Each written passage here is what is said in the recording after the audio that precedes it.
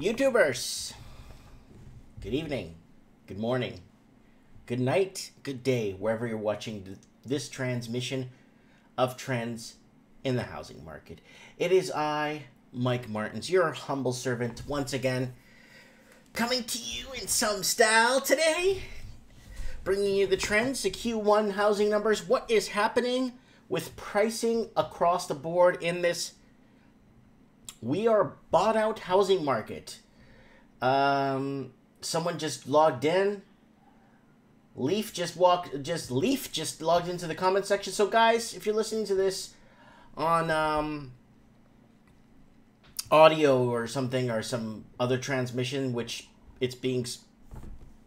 people are listening to in New Zealand and in Australia, they're redirecting the transmission into audio only. So don't freak out if I don't describe the images that well, or if I forget I'm talking in the comment section when I forget to introduce the comments. So my man Joe Beaver's here. Everyone's logging into the comment section here on the right. Open lines. Well, someone's already calling in. Hello. Hello, Mike Martin. Yeah. Hello, Mike. Hey, Anthony. What's up, buddy? This is Walking Journey, man. What's up? Not much. How you doing, buddy? I thought I'd give you a call, man. I've been trying to call you all day. Oh, you were? Yes, sir. Okay, I was just super slam busy today at the shop. I got in a few orders. So how are things? I need to. How are things? What's up? Nothing. You called me? Can you hear me? Yeah. So how's everyone doing today on the trend in the housing market, right? Yep. Trends in the housing market Wednesday. Man, I was just watching today a report from California, man. Mm-hmm. A house is $2 million now in LA, man. Oh, I believe it. I have an article here. I'm gonna get to. Where is it? I'll find it here. Watch this. It's a really good one, actually. There's an article here. Bay Area housing prices are so high, a burnt down house is selling for $800,000. If you can see your screen right now on YouTube, look at that house. Yes, sir. $800,000. So what I saw is that more people are living in RVs, homeless. Yeah. Yeah. Oh, yeah. The homelessness is getting worse. And there was this one crazy lady I saw from the Philippines, man. Uh-huh. She actually left Colorado to go to for the California dream, and she ended up being homeless in Oceanside, California. It happens. California is a very dangerous place to migrate to right now.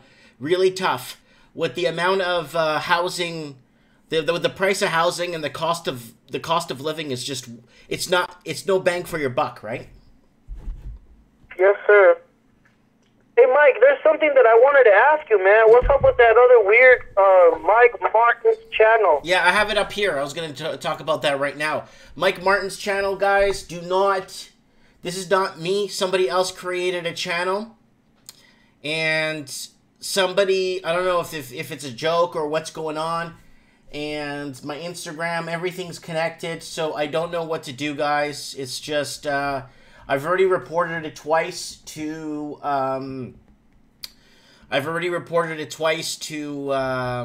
YouTube. I flagged it. So there's videos here. Trends in the housing market. Prices of housing coming. Then Mike Martin's car rolls down a hill and causes a car accident.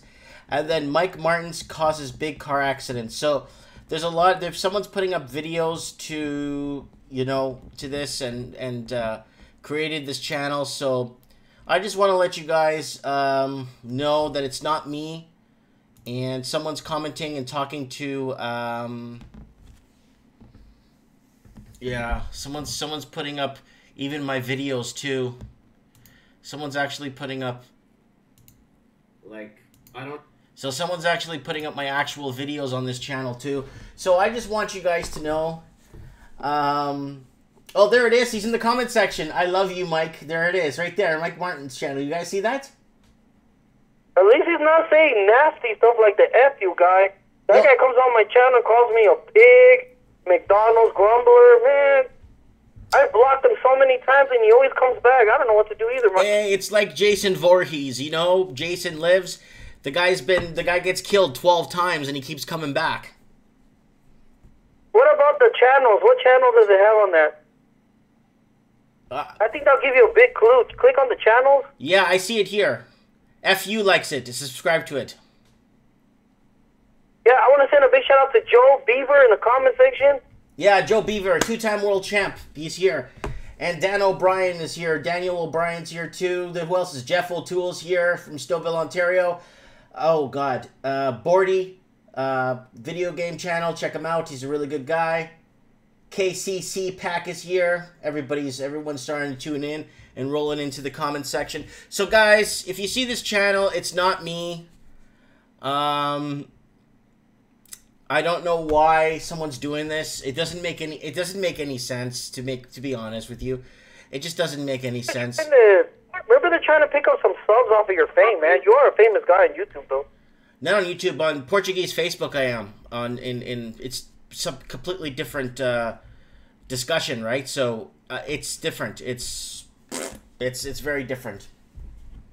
Man, I've had people create channels with my name on them too, man, and then tell everybody that I'm gay. There's somebody doing that to me right now. Yeah. Someone's commenting, George Pereira, saying, I don't feel sorry for anyone that loses their house because they went too stupid to wait. They don't feel bad for me for not being able to buy a house. Yep. Anyways, guys, Journey, I gotta continue with the show. I gotta start reading some of these articles here. What's happening with the housing crash here? All right, man. We'll talk later. Monday, you know what? Saturday or Sunday, one day when you're not working or when you're in, I don't know, maybe on your way home or something, we could do Rants and Lifestyle show. And I want to talk about how you were talking about on your channel about how your perspective on women and stuff. And I want to talk about your perspective on men being feminized in the West. That's disgusting, man. Yeah, so I want to talk about that on the Rants and Lifestyle, okay? So I'll have you on for the entire show, and we could go over it if you want. That would be nice. Yeah, everybody, comment, rate, subscribe to Mike Martins. Yeah, and Walking Journey, are you going to be live after I'm done? Oh, I don't know yet, man. I'm most likely, but I'll call you. I'll call before you end the show, man. Okay. Have a good one, man. Bye. Other lines ringing, people? Okay. So anyway, so watch out for this channel. This is not me. Just putting it out there. And this is a comment I got here from one of my channels. See, there's FU right here. And there's old white guy is a nice guy. You should check out his channel too. Oh, private caller, guys. We got a crank caller. Hello, you're live. Hey, Mike, what's up? Who is this? Who is this? No, I'm joking. I can't say my name, man, on live. Okay. What's up, dude? I just wanted to ask a couple questions. Go ahead. What do you think about the housing market? Well, that's what we're talking about here in the show. We're going to be talking about what's happening right now with the Vancouver pricing going up. Oh, I know that, but like I see you got that $2.398 million house on the bottom left. Mm-hmm. You know that's not the house value, right? That's land value. Sure. The house is obviously not worth anything, right? Yeah, but majority of people when they buy a house, they buy it for invest. They buy it as an asset, not as an investment, right? No, most of the people do buy it as an asset, which could be also an investment too. Investments are assets. Well, depending on how you see it, if you want to buy a house to raise a family and just have something that'll mature in value over 10, 20 years, that's fine at the rate of inflation, or something that's, you know what I'm saying? I kind of get that, but if you look at that house is probably in a good spot with a massive amount of a lot for Vancouver. The lot's probably huge. There's no way that house is going for $2.389, $2.3 million for it not to be something special. Because I've seen houses in Vancouver, I live there myself, which are $900,000 like this. Mm-hmm. Yeah, there's houses that go for that for $900 to 1.4 million. I saw one for 1.8 million in a cul-de-sac, and it was a 1,000% teardown. You could not live in it because the foundation was cracked. Yeah, well, these houses, the city does want it to be a teardown because the city doesn't want anybody living in there because it's such a piece of shit house because it most likely has asbestos and everything in there. Nobody's maintaining it, right? Oh yeah, asbestos back from I think those were the post World War II homes that were built. Just after World War II, a lot of those smaller homes were built, affordable homes, right? So I think that's from the 50s or just around the late 40s or early 50s, in my opinion. Asbestos can happen in any house, to be honest, because all the old drywall from 20 years ago, that asbestos comes from the ground, right? And it goes into the drywall itself. That's right. That's correct. 1,000,000%. It depends too. It depends what kind of lead paints they use to make the house too, right? Yeah. Well, I just wanted to ask you this stuff. Personally, I think the Vancouver house is going up because it's what number one or number two behind Toronto right now. No. Toronto dropped 40% in the last 3 months. Well, I'm talking about the most visited province, right? Oh, visited. Oh, I'm sorry. Yes. No, actually, I think Vancouver's taking the cake right now, actually, to be honest with you, this summer. They're expecting a lot more tourism coming in this year than Toronto. Way more. I remember looking at 2016 numbers where it was I think it was 600,000 new Chinese people coming here, which is a good thing in my opinion. Uh-huh. I personally believe that the housing market is going up because of all the companies in downtown, and it's thriving Vancouver, and it's a good thing for Vancouver. But I feel like if anybody else cannot afford it, just don't move into like places like Langley or fucking or like Surrey or something like that. Well, that's already out of reach. I read an article 2 weeks ago. I have seen houses in Surrey for around 700. Right, but if rates go up 5%, let's say rates go to 5.9 or 6%. With the new stress test, let's say it goes up to 6%. It's going to cost you $8,000 on $100,000 to finance that. Never push out rates like that. They will never push up a rate like that. Well, most people will not be able to afford that, and they know that. And banks will never ever push up rates like that. Well, we'll see what happens because we have to stimulate our economy. We have no more oil. Absolutely, yeah. Oil's worthless. So how are they going to stimulate the economy? Either they go to war with some oil country, put the price of oil down to $1 a barrel, and then charge us $5 a liter. That's the only way they're going to make it. No, I wouldn't say that. Like you claiming that 5% increase? No, that's not going to happen. No, well, no. Normal interest rates in a normal housing market is 4.5 to 6.5%. That's a normal. Yeah. Interest rate. That's just a normal housing market, right? Yeah, and you're saying that it's going to jump up to 10 to 11%. No. It's going to go up to 5.5 to 5.9, where it should be. Honestly, the new stress tests don't even affect people that are buying houses over $2 million. To be honest, if you think. Oh yeah, well, if people are buying houses over $2 million, a lot of them don't even have an income. A lot of them are already like well off anyway.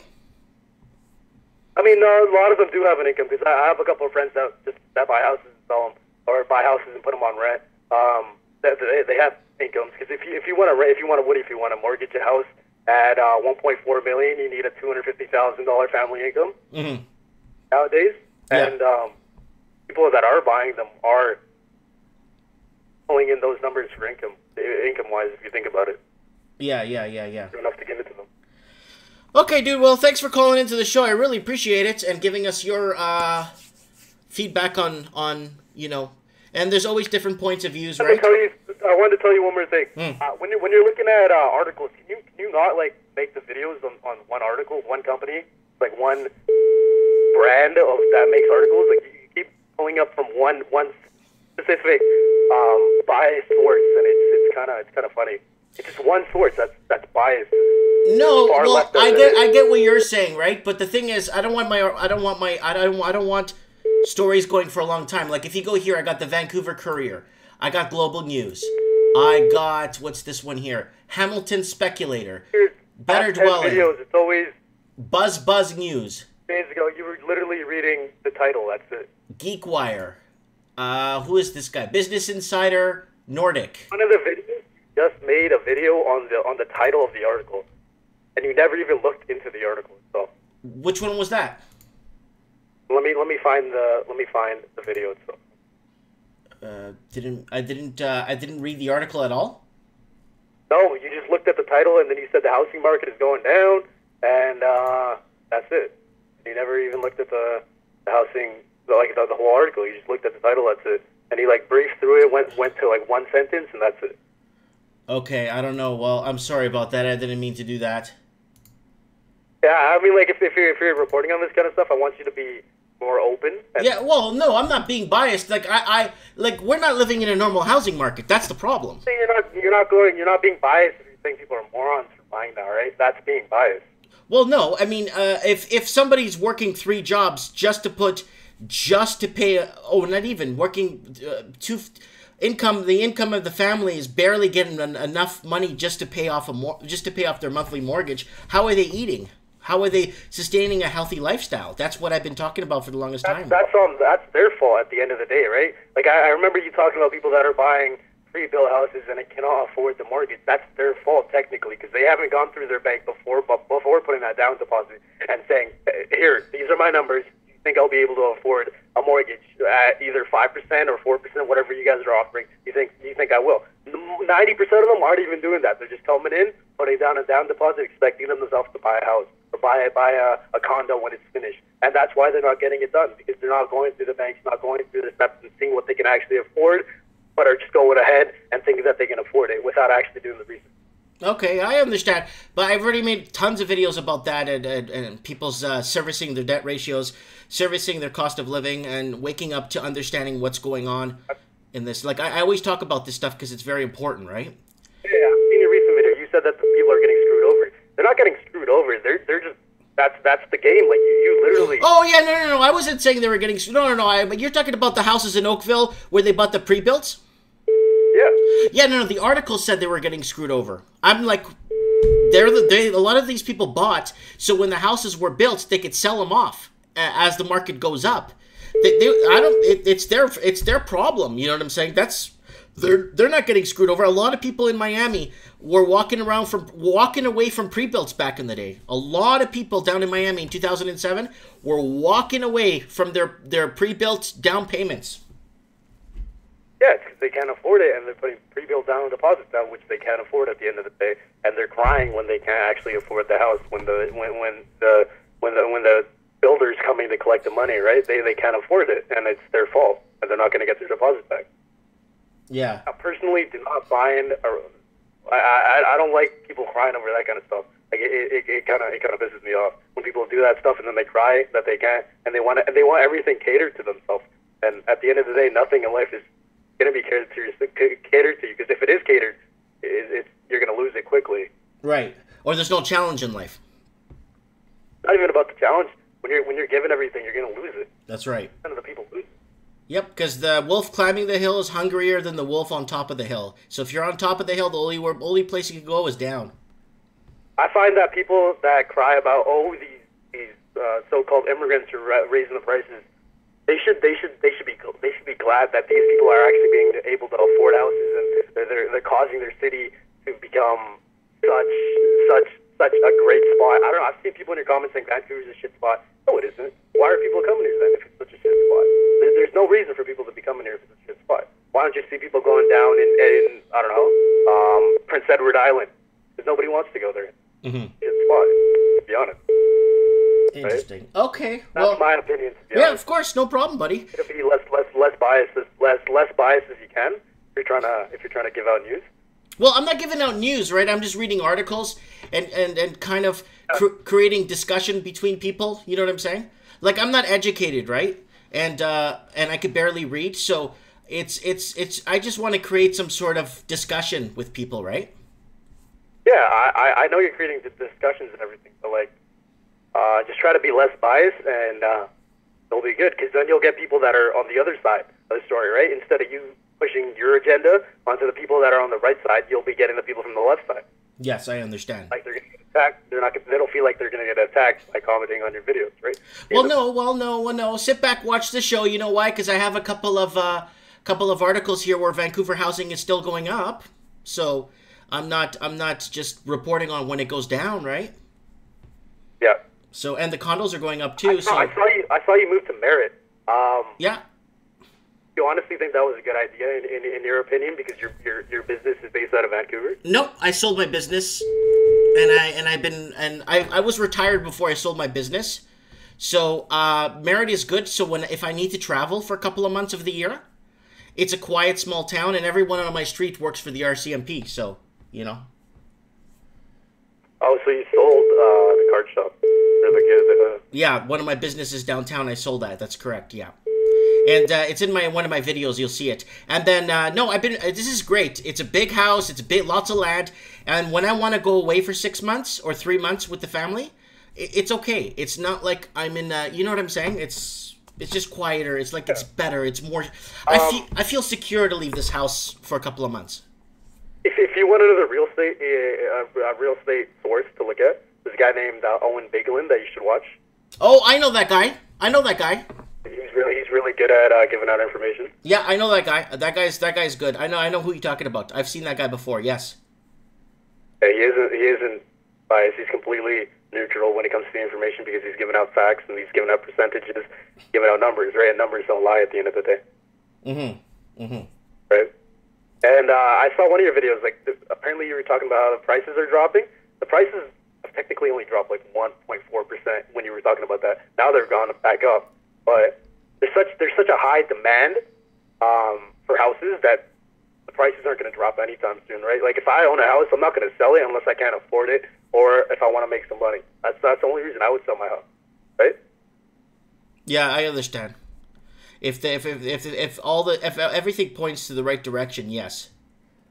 Yeah, and people do buy houses to keep as an asset, to keep as a form of money at the end of the day, because it is worth something, right? And it's not gonna crash. It's not gonna go down to $250,000. Houses cost a lot of money to make, right? I don't know if you've looked at it. An average house costs that's $1.5 million in what? Langley, Surrey would cost $700,000 onto the land itself, right? So, well, the thing is, it depends how you see it. You know what I'm saying? I bought my house for $260,000, and the house is almost 5,000 square feet, right? That's in Merritt. You gotta factor in the cost of getting all the workers out. Like how much plumbers cost in Surrey and Vancouver compared to Merritt. It's way different. Yeah, I guess for labor is different. I guess if you want to see it that way, I guess, yeah. Yeah, like the lumber cost itself would probably cost an average house here like $45,000-$50,000 to make an average a 3-story 6,000 square foot house. 40-50 grand. Yeah. Right. Yeah. Here the lumber because there's a lumber mill a few blocks away from my house, right? Yeah. Kind of takes me the other way when you like start saying, "Oh, houses should be worth $200,000." They shouldn't, because this is a hub. This is the hub of down. This is what Canada is. When you think of Canada, people think of Toronto or Vancouver. They don't think of PEI. They don't think of Edmonton. Nobody thinks of that stuff. Yeah. And those places, it's like California. When I think of America, you think of LA. You think of California. You think of New York. Those are the thriving housing markets. They're not crashing anytime soon. Those houses are worth like 10, 15, 20, 35, 45, 50, all the way up to $200 million. And that's in USD. And those aren't crashing. There's apartments in New York that are worth $30 million each. Literally 2,000 square feet. Wow. That's what I'm just saying. I don't see the housing dropping anytime soon, but unless there's a correction in wages, we're screwed. Like a lot of people are screwed. I'm retired. I don't care. What are you talking about? There needs to be some sort of correction in wages to allow people to be able to afford, right? To live. I mean, if you do what you're talking about, where you increase the wage to $15, a minimum wage is set there to be a starting point. It's there, so you should work there for a bit to try to get yourself higher and above the minimum wage. You don't want to be working at McDonald's when you're 45 years old. That's. Oh, I'm not talking about those starter jobs when you're paying for your college tuition. I'm talking about like there's people working in construction making $15, $16 an hour. No, they're not. No. I know some people that are making $16, $50 an hour. Starting framing is they start at 16 to 15, 16 starting. All the way up to $30 $30 an hour. I know Ontario is like $35, $40 an hour right now. Yeah, it's that what it is here too. Because I've known a lot of framers in my life too. Mm-hmm. That's how much it is. It just is that much. And plumbers go all the way to $40 an hour once you get it. Oh yeah, no, plumbers go crazy. Plumbers could go up. Who knows? They make more in a week than you make in a month. Workers make a minimum. I'd say like a median of $25 an hour. Yeah. You're working there for like 5-6 years. Yeah. It's just that if you make the minimum wage go to $15, you're gonna get exactly what happened to the other Tim Hortons stores. I think it was in Toronto. Mm-hmm. They started lowering their whatever their funds are for their employees, like their benefits and everything like that. Yeah, and started cutting hours too. The stores will never be able to afford that. You owning a store, if you had to pay your employees an extra $4 an hour, $5 an hour, Mm-hmm. it's gonna hit you. It's gonna hit you in the long term, right? Mm-hmm. Even in the short term, it's gonna hit you. It's gonna hit you hard if you want to keep making your money. That's it. Mm-hmm. Okay. Like anybody working at a minimum wage job shouldn't be working there when you're 40 years old. No, I'm not saying. Yeah, I'm talking about like people paying off their college tuition, that type of thing. I'm talking about like people working like I know some people that work some pretty heavy jobs and they're not getting paid a lot of money. You know, they're really working their. That's the art of negotiation too. If you're not getting paid there, it's the market right now is. Boy gets whatever the fuck he wants to do. To be honest, because everybody else is the workers, the people that are hiring are looking for employees because it's not like how it used to be back in the day where employees used to be begging for the jobs. Now it's the other way around. Employees can get up and leave and find a new job tomorrow, right? Mm-hmm. In construction. Yeah, in construction, yeah, you could do and yeah. Anyways, I gotta let you go. I got a lot of stories to read here. A biased and non-biased and straight up stories that are happening all over the English world. So thanks for calling in. I appreciate it. All right. Have a good day. Okay, guys, that was one caller who was very pro pricing going up, housing going up, and we are not in a normal, in my opinion, we're not in a normal housing market. It's just not normal. I don't see any of it being normal. You know what I'm saying? And I love living here. Oh, I love it. I live in a nice cul-de-sac on top of a hill. It's so good. I am enjoying where I'm living here, and cost of living isn't matching the cost of housing. Of course, it's not. So, anyways, okay. So my internet's going up and down. Video output low. Video output low.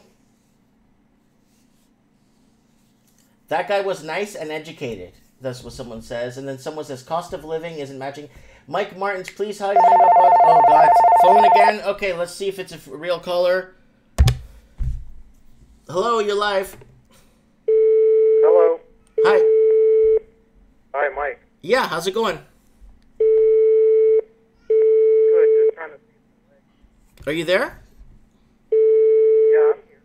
I can barely hear you, bud. The other line's ringing.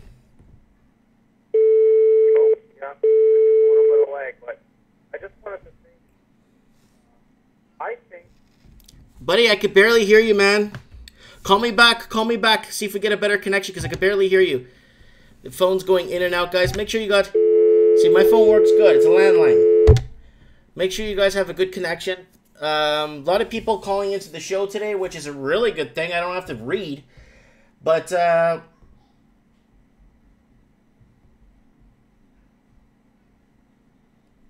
someone's commenting here. I tried calling. I was going to echo school you and rebuttal some of that shit that guy said.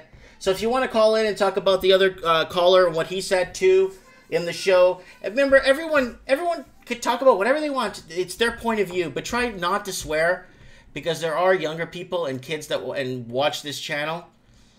And so this guy here left a long-winded article. Okay, here we go. All right. Hello, you're live. Mike, I just wanted to say to your viewers, I don't think many people understand what a house is. Uh-huh. It is liability, not an asset. Hello, you're fading out, buddy, big time. You said liability and...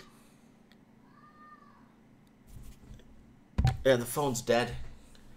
He's calling from He's calling from Ontario. So I don't know why. I don't know if there's something wrong with the phone line, but let's see if he calls back. Yeah, open lines. Wow, look at all these people calling in.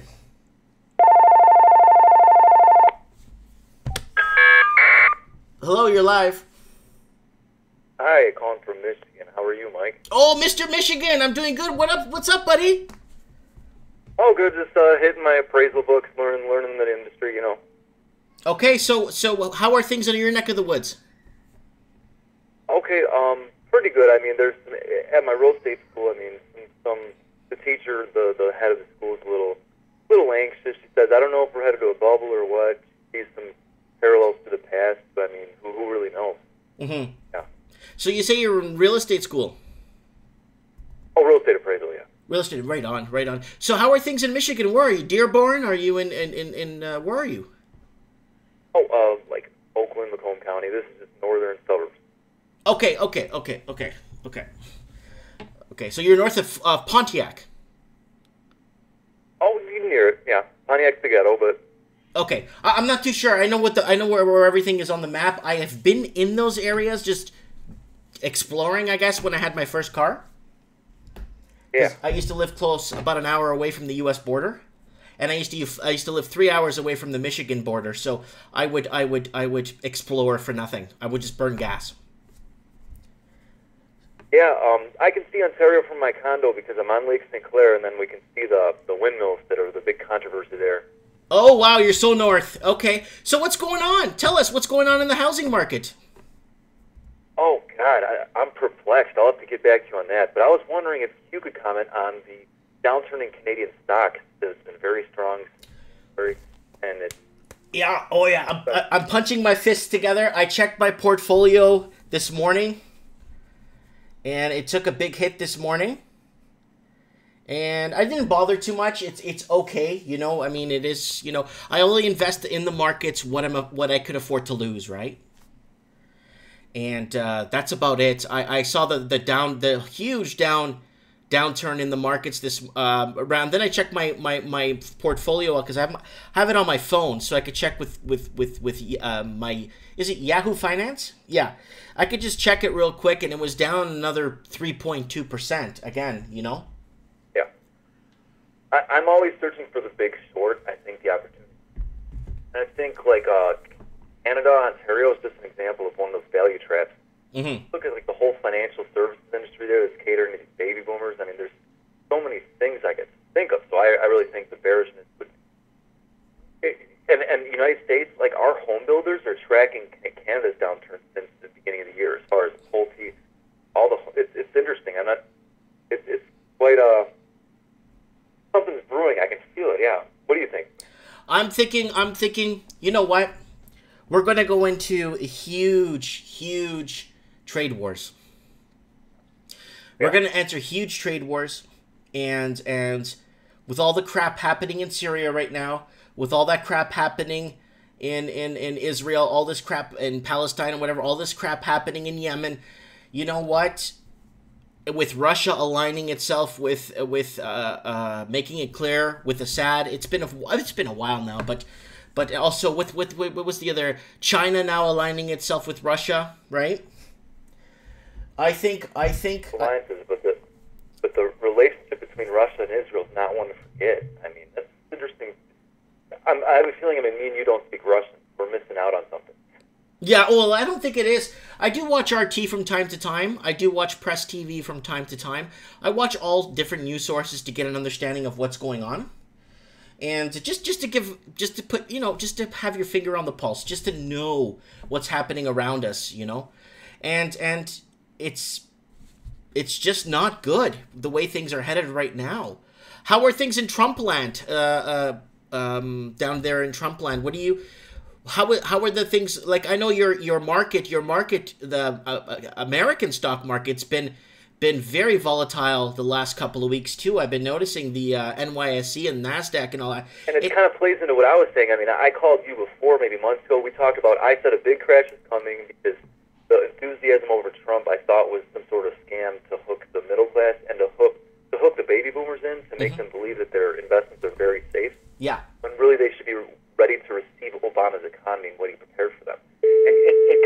in Ontario too, because there's going to be a major shift, I guess, politically.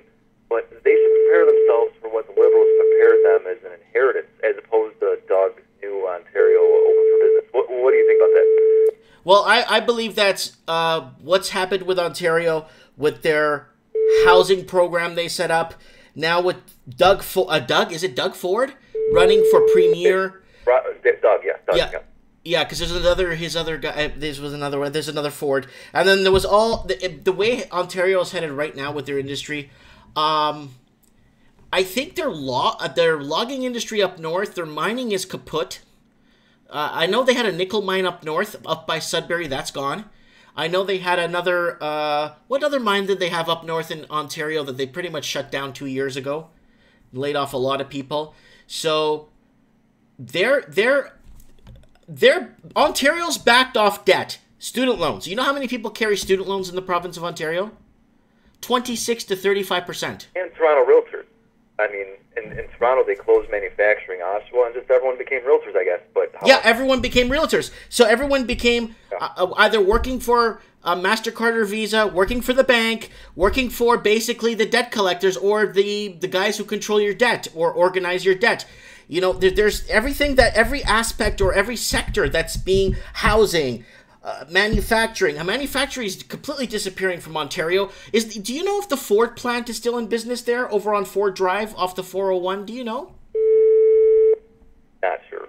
Yeah, because there was a huge Ford plant there, a massive Ford plant that they had in Oakville, Ontario, and I'm not sure if they're still open because they employ thousands and thousands of people. And I don't know if they're still in business because that was a big thing. And I think they sold half of that off and moved half of their jobs to Mexico. So in my opinion, Ontario's in a lot of hot water. I don't know what the new government's going to do to make changes. I don't know if he's going to be in there like Donald Trump, or if he's going to go in there and create jobs, or if he's going to go in there and cut the deficit, or he's going to go in there and it's up to this next Ontario provincial election that's going to make the change for the province. Yeah, but just with the way the social system works there, with their strange socialist type of way, I mean, it's just kind of taken me aback that the people who promised forever are going to be kicked out soon. There's going to be no more, you know, they promised the status quo that's going to work, all the migrants are going to come, and the refugees, it's going to be, everyone's going to be happy, but then really, it's not that way. We're seeing that they don't have the right services, people aren't happy, the rising cost of housing and things, so I feel like they're handing an explosive cocktail, and from Michigan, I'm just not too optimistic. Everything seemed too hyped, and then I was proven right because our market is tracking Canada straight down and historic highs and all these things in China. And we could talk about a trade war, like, China versus U.S. Well, China. I don't think China. I think China will have a really hard time winning a trade war because remember we are North America, right? I think nobody can win a trade war. I mean, what is the define winning a trade war? There is no defining. No one wins a war. But I'm saying I'm being in all fairness.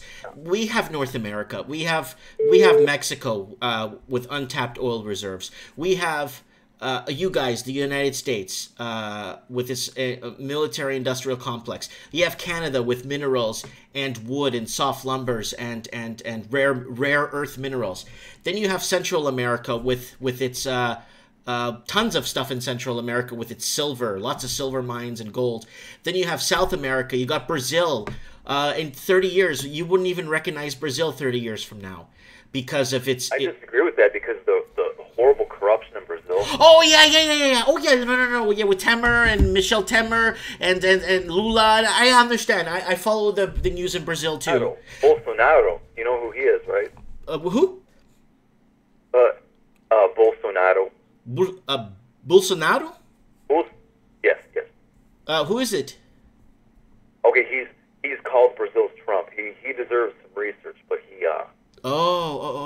Right. I know who you're talking about. Right, yep. He looks like an actor, right? I've seen him before. I've seen this guy. I know what he looks like. He looks like a guy from a movie I watched. I know who you're talking about. I know exactly who you're talking about. He's like a billionaire, right? Maybe it's not him. It's just some guy that kind of represents the right, and he's obsessed with the military. I'll look in. I'll look into it. I'll just. Oh. All I have to do is watch some news from Rio de Janeiro for like an hour, and then I'll just find out what's going on. Kind of pick up where I left off. Yeah, but the point about Brazil, I mean, it's headed toward like a civil war within Rio right now because they're military cops, people. And Sao Paulo is in a lot of trouble because they're running out of water. Yeah, the country's a total mess. So I'm not. I don't buy into this theory of a booming emerging markets because the rampant corruption is there. To steal every last penny, it's what people let themselves be taken for a ride on. Exactly, but I'm talking about I'm not talking about the political stance that the country's in. I'm talking about what the country has to offer when it comes to minerals exports and when it comes to fabrication, right?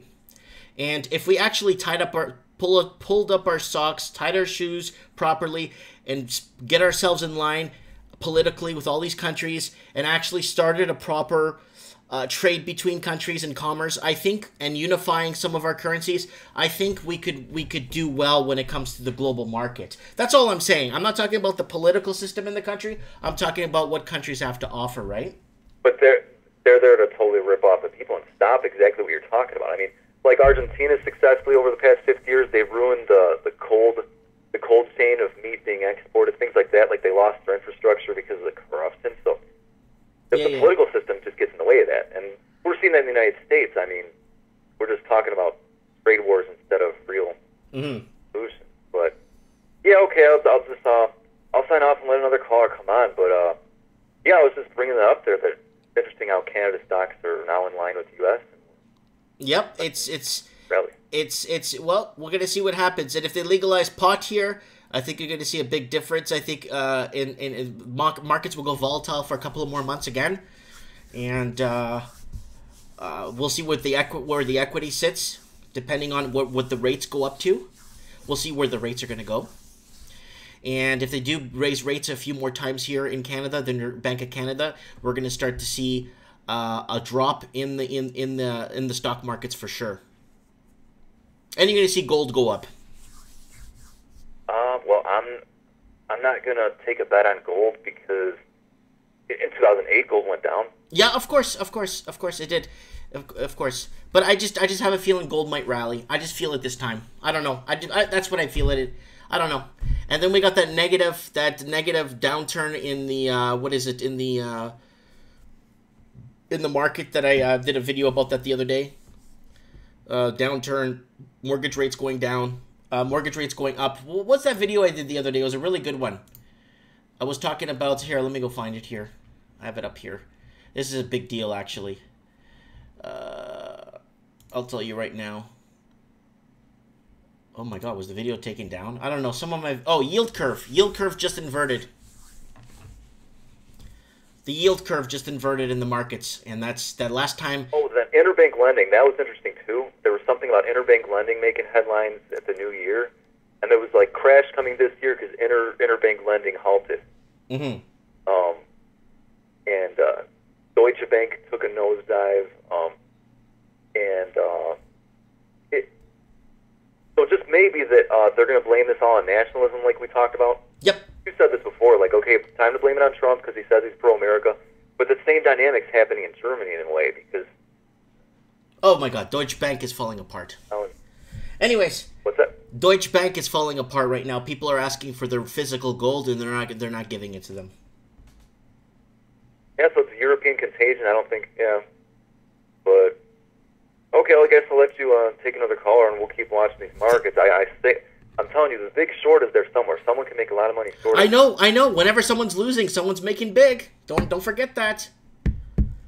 Yeah, I mean, rather than get emotional and say, traders are whining today because we're down 700 points, well, some of us have been waiting for this and like watching real estate fall. Some of us are glad it's falling. And Anyways, okay, have a good one, brother. You do later. Good night. Okay, guys, I'm not getting into any stories tonight. Okay, here we go. Where was I? Fake channel, watch out. He's in the comment section. There's a lot of people commenting in the channel. Just a lot of people, just a lot of trolls. So You know what? Metro Vancouver starts to soar as sales go quiet. What's going on here? Housing starts in the first quarter of 2018. Oh my God, here we go. 604, it's Vancouver. Hello? Hey? Yeah. Hey, we're in the same line together. How's it going? Good, how are you? Oh, lower your computer. I could hear myself in the background. No shit. Like I said, we're in the line together, waiting call. Okay. So how are you today? Who's this? Hello? Oh, never mind. It's you, Mike. Sorry. I thought like I was in a waiting list like when we did a call with Mike Senovich and we trolled him. And we were in a waiting call with another guy, and I thought that's what was going on. I have to turn up the volume on the video, and then I can hear you. But you understand, right? Yeah. So how are things in your neck? How are things? You're in Vancouver. How are things? In Vancouver. I'm actually in Ontario. This is just 604 number. Oh, cool. So how are things out east? Okay. Oh, things out east. The traffic here is insane, but I've only lived here for like 2 years. Okay. And they have more and more of these pre-sales going on. And it seems to me what's going on nowadays is the construction company basically factors in the appreciation while it's being built, and then the people are no longer getting that deal. Exactly. But then they're finding ways to give people back their refunds so they could build the same unit or rename it something else, or get a new building permit from scratch, build the same building, and then charge more. Yeah, they're basically offloading their risk onto the buyer. Exactly. The pre-sale buyer is what's going on. Back in the day, like 10, 20 years ago, you could make a lot of money doing a pre-sale and you just sell the thing before it's even built. But now that's not really happening anymore. Mm-hmm. And you see, it's kind of funny, eh? Prices go up, they take it away from you. Prices go down, they take you to court. Yeah. Am I right? The other guy I noticed, he was trying to set you up there in the debate that you were talking with the secondary caller after Walking Journey, and he came in very hostile. He said you should give some leftist opinions. I don't really think he's leftist, though. I think he would be right-wing because of his... He seemed to me like he was in a financial position where he wants it to continue to go up, and that's... Oh, no, that was the first caller. Oh, no, first caller was Walking Journey. The second caller was that gentleman that called. I think he's from Vancouver, I think. You that you should have right-wing, or you should have leftist opinions or give whatever, right? Well, anyone can give opinions, you know. I don't think he was leftist at all. He was right-wing. Of course. And He wants the houses to go up, but let me say that he was talking about when you wanted to bring up wages, he wanted to bring it right straight to minimum wage. That is what you call a straw man argument, right? And I tried to tell you that in the comic section that you should move past that and talk about all the wages. Yeah. All the wages. The economy doesn't go up, the wages. And the reason the wages are going, they can't be sustainable is because you have, 250,000 immigrants to 400,000 immigrants per year. Wages cannot go up. Plus, you have a drain on the resources. We only have a certain amount of resources, so the groceries and the petrol and all the other costs is going up, while wages are being suppressed by the supply and demand of the labor mechanism. And on top of that, you have a situation where, let me think here. Breathe. Don't worry, breathe. Yeah, I know. I got a lot of words. I'm thinking. I'm trying to do a process. The labor, if the same amount of labor, you have the same amount of population, yet the resources and the energy doesn't go up. You have to talk about like EROI. Then things are becoming unaffordable, right? Well, there's a huge migration happening here in the province of British Columbia, and I know it's happening in Ontario, right? Do you remember the article I read? This is not happening just in Ontario in the U.S. The U.S. market is the last country to be hit. Yes. Oh, well, you see... It's already been hit. Australia's already been hit. New Zealand's already been hit. Yep, I've been following on my channel. New Zealand. U.S. UK. The U.S. These areas are being hit with heavy amounts of immigration, right? Right, but the U.S. doesn't have crown land. The U.S. is like free build land, right? It's free build states, right? So you could keep building on that in that country, left, right, and center. And you know, in Canada, you're very limited where to build because a lot of it is still owned by England or it's crown land, so you can't build on it. So, yes, but I don't think that the answer to the solution is to start opening up the Crown land and start developing it. I think that's a horrible idea. oh, I'm not saying that we should do that. I think the other solution is to claw back the immigration numbers. Oh, 1,000,000%. How the economy works is in boom and bust cycles, right? We with the boomers, we had a ginormous boom cycle. That's correct, for over 22 years. We've been attempting to sustain that growth for generations now, and it just can't. It's not viable. See, what usually happens without immigration, what would happen is the boomers would have died off, and we would have had cheaper prices.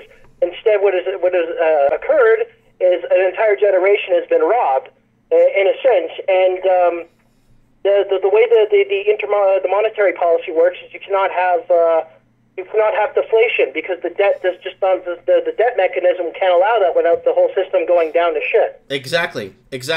You're on the money tonight. You're piled on immigrants to keep their paper fiat system going, right? That's correct. You don't know, like, dude. If you, I don't know if you watch some of my small clips and shows and stuff. I did a couple of videos on. If someone could educate me or make me understand why we need more 500,000 people coming in, 600,000 people coming in per year.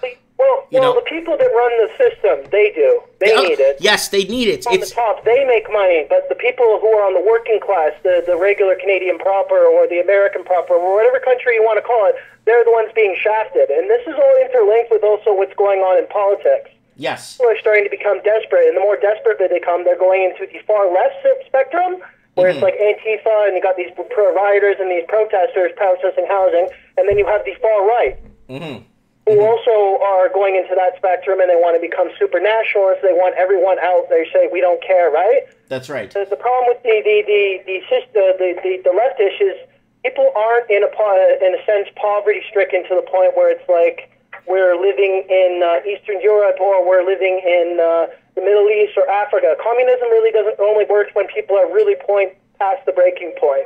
So what's happening is we're seeing a rise in Europe with the far-right nationalists. We just saw the Italian election go on quite recently, and then before that we had the Austrian government and the Czech Republic has turned far-right, right? Yeah. Poland, Hungary.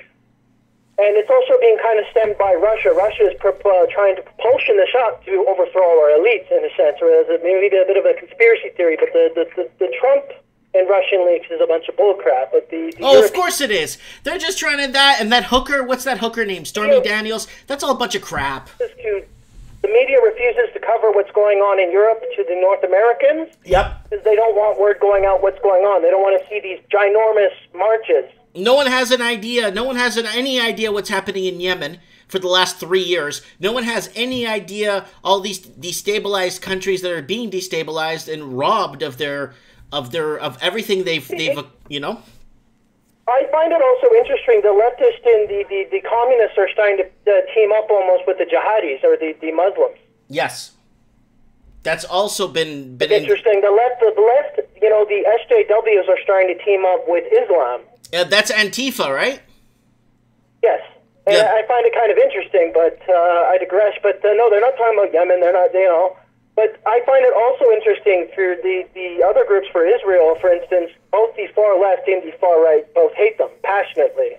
No winning. If you're a Jewish person in Europe right now, the far right wants to kill your ass, and so does the Antifa people.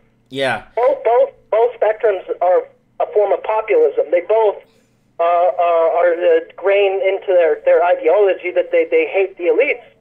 One group wants to dispose the elites, the other one wants to enslave the elites. The left wants to just get rid of them and take them out. The far right wants to put them in place. Yeah. And if you look at groups like China, is become a fascist state. It's fake capitalism. I think you mentioned that wrong. I think power. You're talking about emperor, the new emperor China has. Yeah, but it's still a form of far-right fascism. China's no longer a communist state. They're a fusion of private enterprise with government. That is the definition of fascism. And they've been using nationalism to control the masses. National pride. Like, if you go to Vancouver, the Festival of Lights, and they did a China, I was there once when I was younger, and they had a firework, and it was the Chinese pride or whatever it was. I saw people acting radical like it was North Korea, in Vancouver at the beach on English Bay, all parading over national pride. You know, I'm not saying there's anything wrong with that, but I think a lot of people get confused that China's no longer, I would consider, a communist state. They're a fascist state. They're authoritarian. Yes, well, definitely. Now that they have a new emperor for the next, 50 years to come. I know, that's crazy as well. I have a lot of friends, actually, in the Chinese community, and they're very adamantly usually conservative or right-wing also.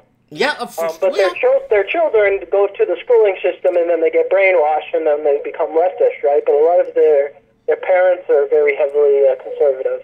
So all ideologies and everything aside, what is happening in the housing market there? I know you brought it up earlier. What's happening in the housing? Like what is happening? Okay, you're talking about the big problem that's affecting. But the big problem what is happening to the Canadian proper right now in Ontario? That's what I want to know. I think the big crash will occur when China can no longer provide the steam engine of productivity and keeping that growth. When China stops being able to provide the economic growth, that will be the time when that engine dies, that the rest of the global systems are going to go down. Because they're all interlinked with the intercredit. They're all the intercredit systems. They're all like if even Canada's real estate goes down, the U.S. could actually chain effect, domino effect into it. Oh, for sure, definitely. You're very spot on with a lot of your topics. Privileges. I know you comment a lot on my videos, right? Yeah, under different names. 1488, Shinta Decay 1911. It's the same person. That's you. Okay, well, I would like for you to call into the show more often, and give your maybe grand scheme of what's happening in the grand scheme of things and why I'm more or less winging it right now, so it was a little bit more that's what it's about. How do you feel about the next election cycle? Do you think Trudeau's getting out and we're putting in the Conservatives? Yep, we are. That's There's a good chance we're putting in Doug Ford, which is kind of interesting. Oh, I don't know what's going to happen. He's thinking of scrapping the foreign buyers tax. That's put a halt onto the pricing. Basically put a big... I think foreigners should be allowed to own real estate. They may be able to own businesses and enterprises, but they shouldn't be able to own the land that's underneath that. They should maybe be able to lease it for 50 years or something, but owning land, it's become a disaster. But nonetheless, like I said, it's what they need. If the system is going to fall to shit, if you do not have basically the uncontrolled just growth. Mm-hmm. But you can't have growth. It can't just last forever. We've been in an economic suspension since 2008. A recession usually occur on average every 5 years. We're in one of the biggest economic suspensions in history. Mm-hmm. Mm-hmm. I think we're in the second biggest one. So it's only a matter of time. And usually the bigger the way it's been going, usually the bigger the crash. And even the U.S. Bond market's been heating up, despite and that is causing downward pressure on the stocks in the U.S. market, and people are starting to kind of get worried, right? Because they can do whatever they want, but at the end of the day, if the bond market heats up, interest rates are going up, even if the Fed doesn't like it. Yeah. Private interest rates will go up and shit, and we're seeing massive crashes going on in the U.S. since the start of January 1st. Oh well, yeah, Q1. 600 point crash. And it was like a 1,100-point crash. It was one of the biggest fucking drops in a while. Yep. Recently, in the last week, been going down. Okay. Well, that's a really good. The last canary in the mine. Was it the last caller? Yeah, the last caller was talking about the 700 and the 1,000-point crash. The last guy that called in. Yeah, the bond market is usually the canary in the mine before the collapse occurs, or there's a recession. I'm not saying collapse, but in the next recession. But I think the next recession is going to be a lot painful, a lot bigger than '08 because of all the inflation and printing of the currency and the Q1 and Q2 policy. Mm-hmm, mm-hmm. Well, we're going to see what's going to happen. Okay, going forward, do you see them raising rates in Canada anymore? I think that our government has to raise interest rates and copy the U.S. unless we want to be painfully hit and hard with our currency. Exactly. That's exactly what I've been saying. We're going to sacrifice one lamb over the other. Are we going to let the dollar die, our Canadian dollar, or are we going to let our housing die? Yep. They're going to be catastrophes and stuff like that. Exactly. Thank you very much. That's exactly... If you don't own a bunch of assets, what I would suggest you do is you buy a bit of bullion. Put at least a bit of bullion in silver, gold, or whatever. Don't just be hogging Canadian currency. Oh, no. Canadian currency should be 18% of your portfolio. Yeah, they say 10%, but I would say a lot more. But No, I have a little bit of invested in the Chinese currency. What, renminbi? What is it? No, the yuan. The yuan. I have a little bit in that, and I have a little bit in American too. I don't really know what the difference with that is. Yeah. But and then another big news that happened this year out of China is the petro yuan. But oh yes, that was, I made a video about that last week. Yeah, last week we were talking about that. Remember? Yeah, and have you heard about the mega project Silk Road that they're doing? They're the One Belt Initiative. Yes, and they're building the Silk Road. All these naval bases and trading bases on the outskirts, all the way from the Middle East all the way to Europe. Yep, they're building I call them islands of death. Those islands that they were rebuilding, I call them islands of death because all they do. You're thinking of the South China Sea. I was elaborating in further. They're building naval bases and trade bases in Pakistan. Yeah, you're talking about the Pearl. The Middle East. The Pearl. It's called the Pearl trade. Yeah, where it's dotted all over, going all the way up to Europe. That's right. Yeah, that's another thing. And then they got the trains and everything. So basically, the U.S. I don't think is ready, but it's coming regardless, ready or not. And there's going to be always hostility and tensions. It's always dangerous when the big dog is being displaced. You know what I mean? That's always a very tense moment in history. And they even that's another dangerous thing that we could enter into a World War III just because the U.S. doesn't want to be number 2. That's correct. It's happy remaining number 1. And I think there's even a saying for it or a syndrome of that, but I digress. I don't remember it. Okay. Anyways, I'm going to let you go because I have someone calling me from Nevada and I have someone else calling me from, where's that? Yeah. Seattle, I think? I don't even know where that is. Client Mike. Huh? But you have a wonderful, blessed day. You too, brother. Thanks for calling in. Please do me a favor. I want to do a rants and lifestyle show where we could discuss a bit more of the politics section of behind what's going on and what's going on with the left and the right paradigm and the whole... Yeah, I could give you a very thorough insight on the right-wing side. I can't speak too much, but I can speak a little bit on the left. But to me, economics and politics go hand in hand, so sorry if I derailed. That's okay, buddy. Don't worry. You're always welcome here on the show. Thank you so much, and have a good day. Have a wonderful day, Mike. You too. Bye. Thank you. All right. A little bit off topic there. Oh, another caller. It's probably a crank caller. It's an unknown number. Hello? You're live. Hello? Hello? I get a lot about this ring. Hello? I have people message me on Facebook if I'm a Illuminati or if I'm part of a Freemason. Hello? Is somebody calling with a voice over IP?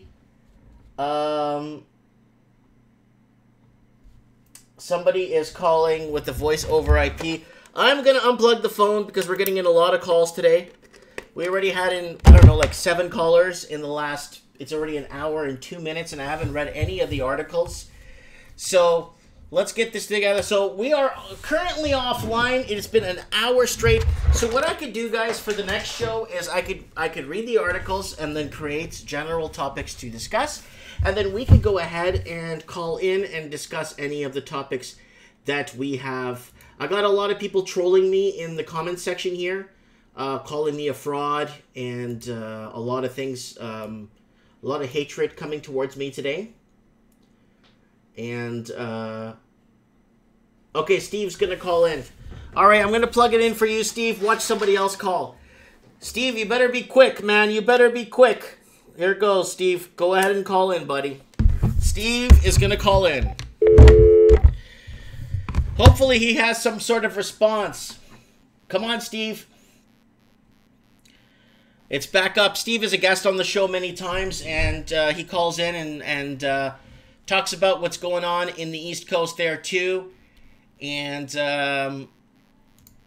lots of negative... You have a guy in the chat pretending to be you. Yeah, I know.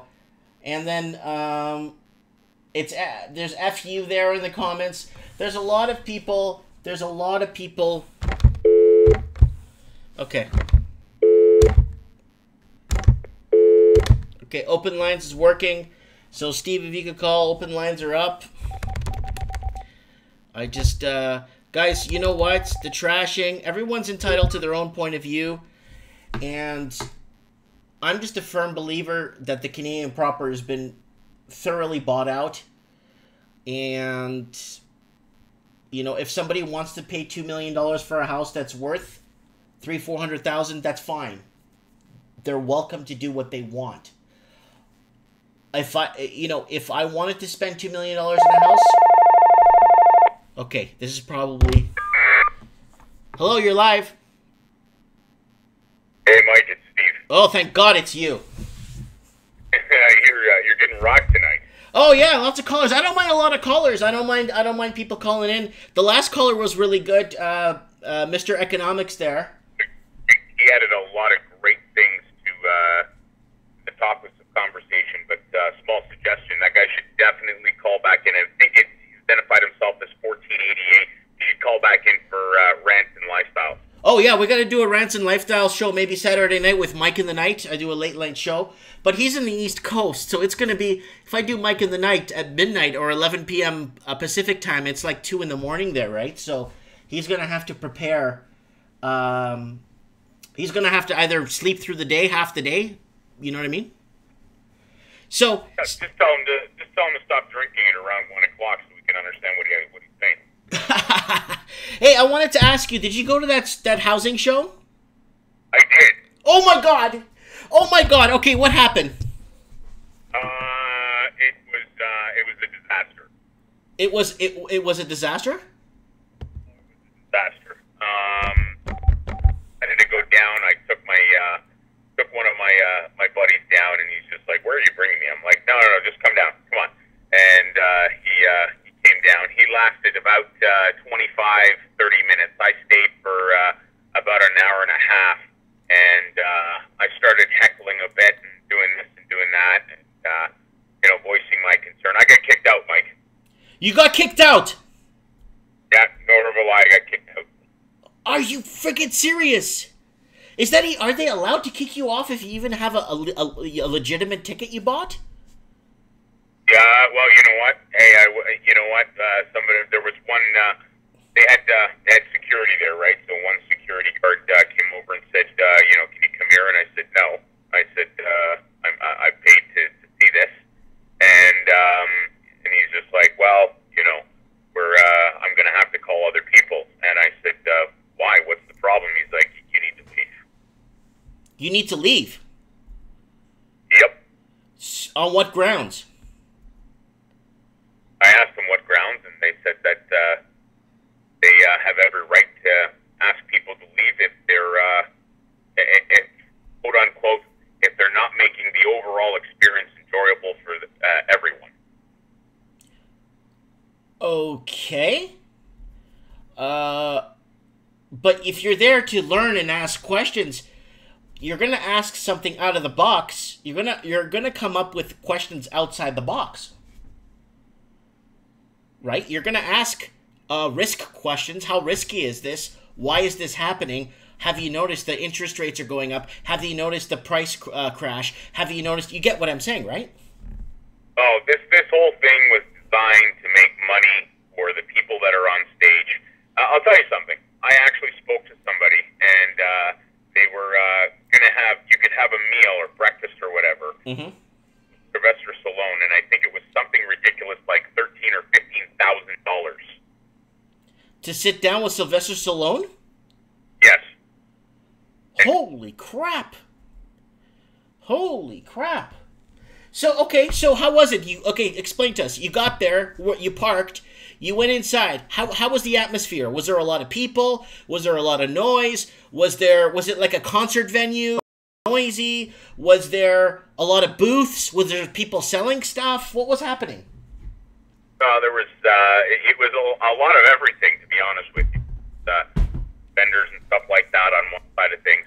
It was a sporting event meets rock concert meets Tony Robbins self-help. It was actually quite humorous. Okay, and did you meet any celebrities while you were there? No, not at all. No. Oh. They were promoting, I guess, Justin Bieber? Single-family dwellings. No, not Justin Bieber. Okay. Not single family dwellings, but multiple dwellings, like duplexes and fourplexes, so on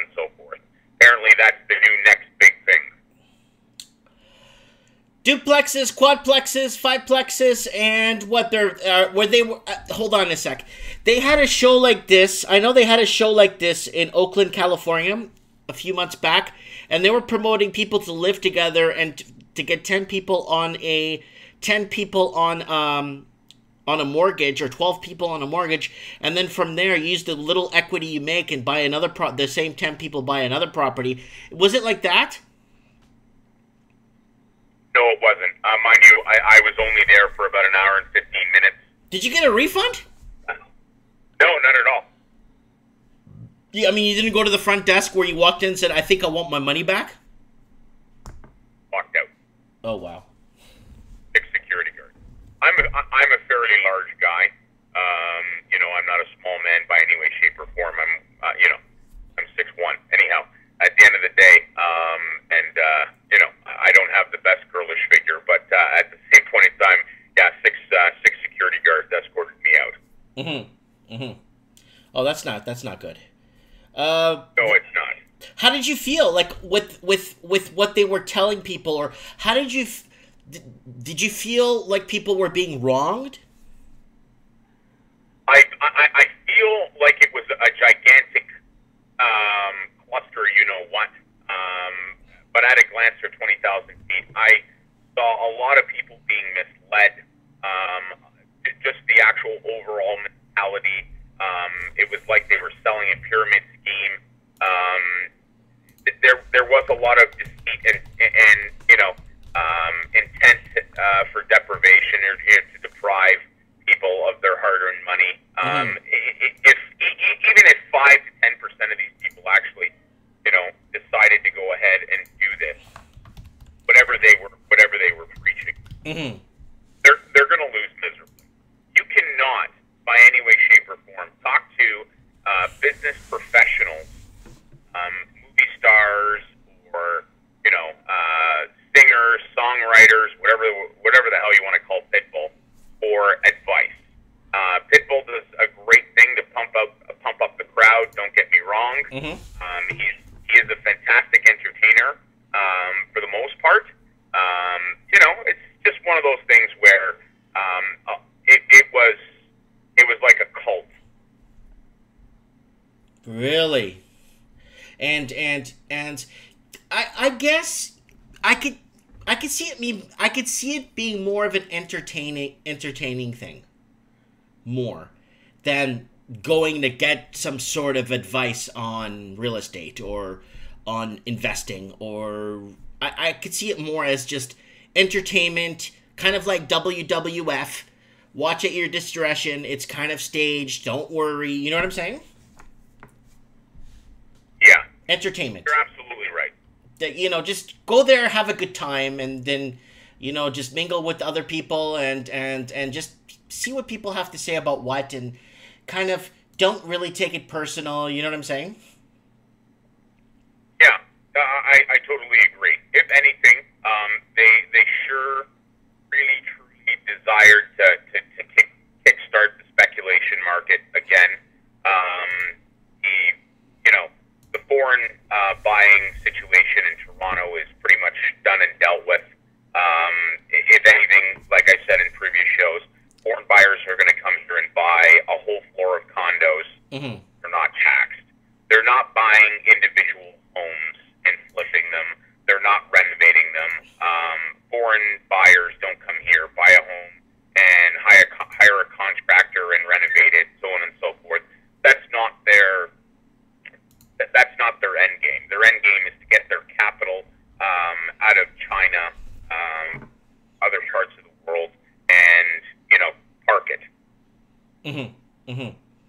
So I got a few articles open here, and I want to get your feedback on it. Toronto real estate is seeing detached prices climb, but still in correction territory. This is from Better Dwelling.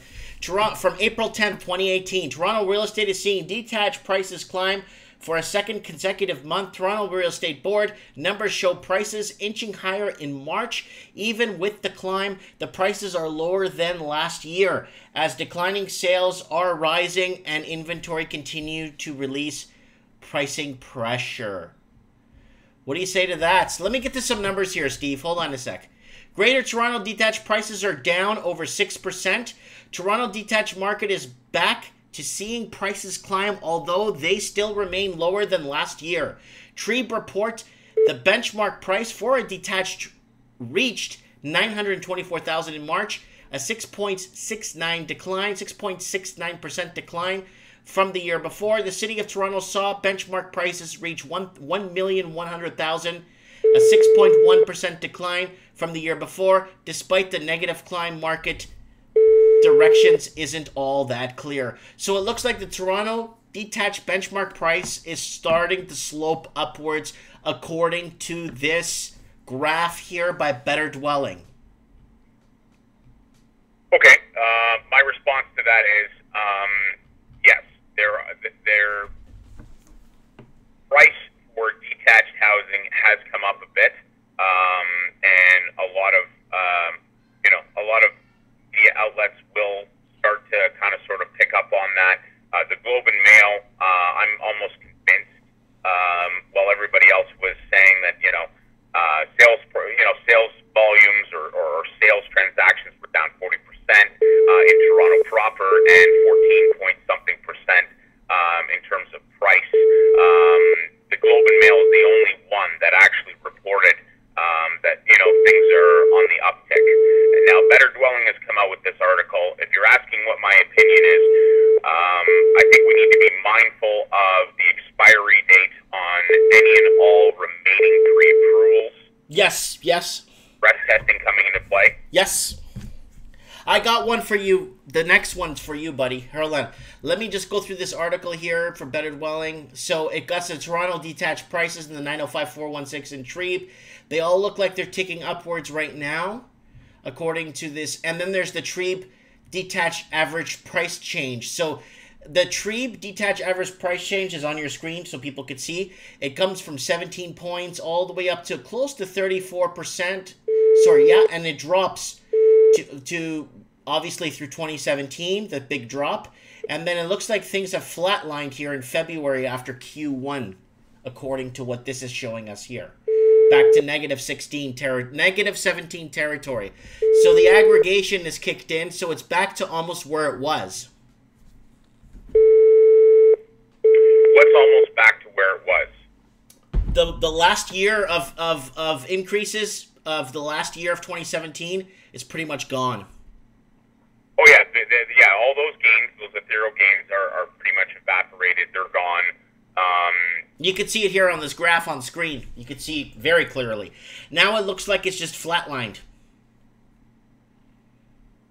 Right, so now we're going into a stagnant phase of where things are at, and people are sitting on the fence.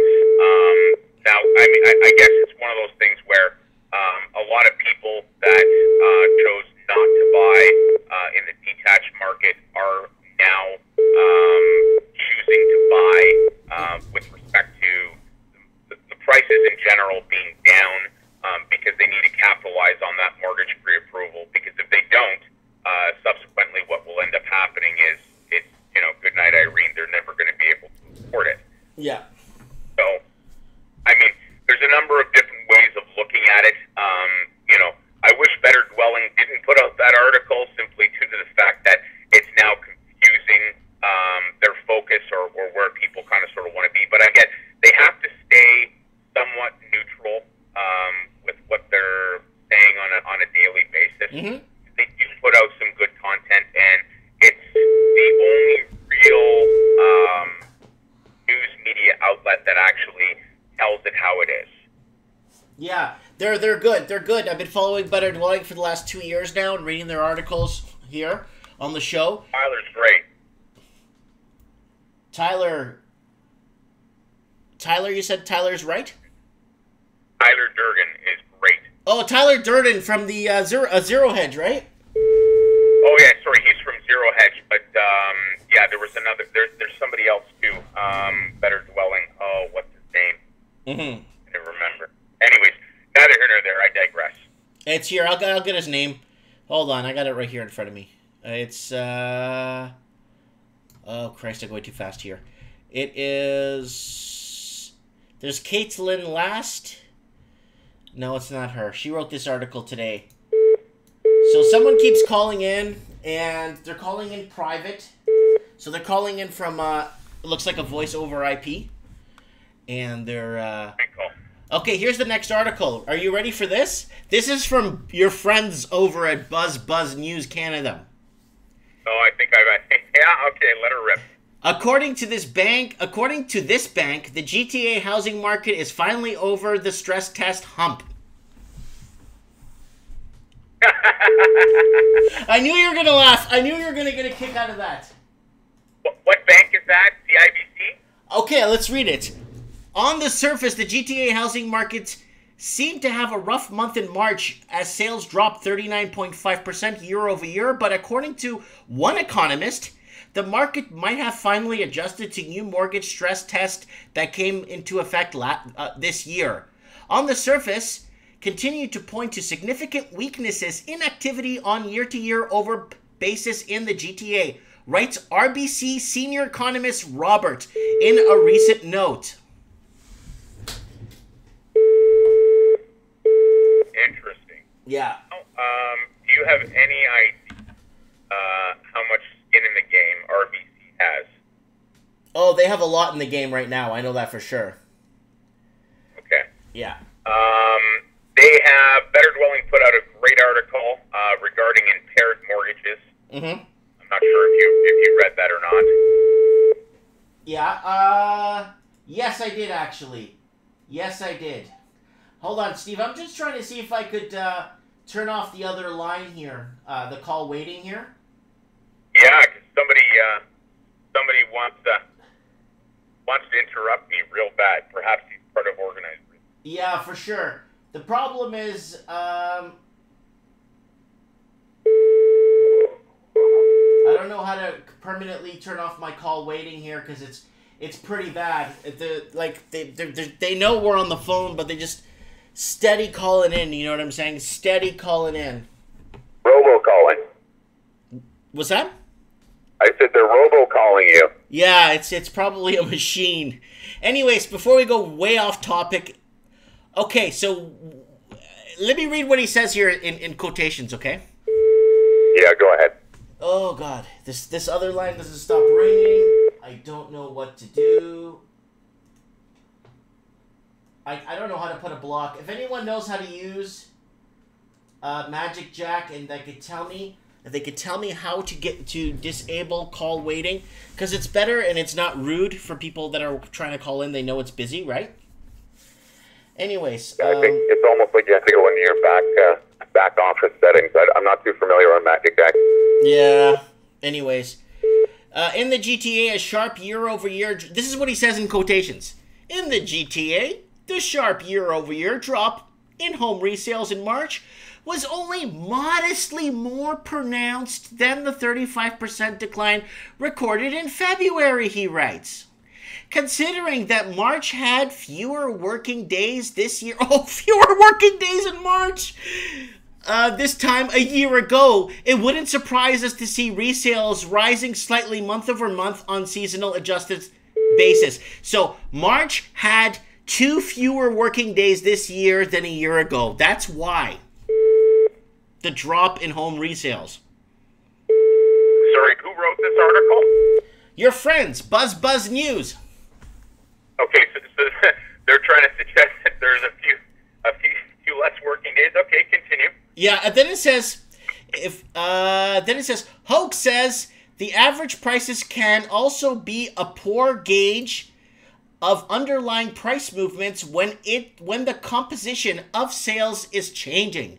The average price of a property in the GTA fell 14.3% year over year in March, the largest declines in 27 years.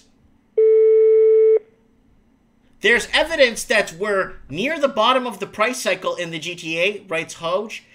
The index rose for a second straight month-to-month basis in March. We believe that it will continue to climb at a very modest pace in the period ahead, consistent with the fact the GTA market has been balanced for almost a year now. Did you just say balanced? Yeah, balanced. In Portuguese is balançado. And that's... But he knows what a balanced market is. Yeah, that's what he's saying, and no, it's definitely. So go ahead and fill us in on what you think of that. Oh, hold on. One more sentence. At the end of the day, it's still unclear when the GTA market will fully recover from its effect of the stress test. It will take a little longer to ascertain how much the impact is temporary and how much it is permanent, writes Hoge. So we're over the stress test hump. Are we seeing climbs ahead, Steve? No, we are absolutely not seeing that in the detached market. Absolutely not. I do believe people will continue to have and display an astronomical form of irrational exuberance within the condo boxes in the sky, if you will, in terms of that market, because people need a place to live. There is a lot of speculation going on right now.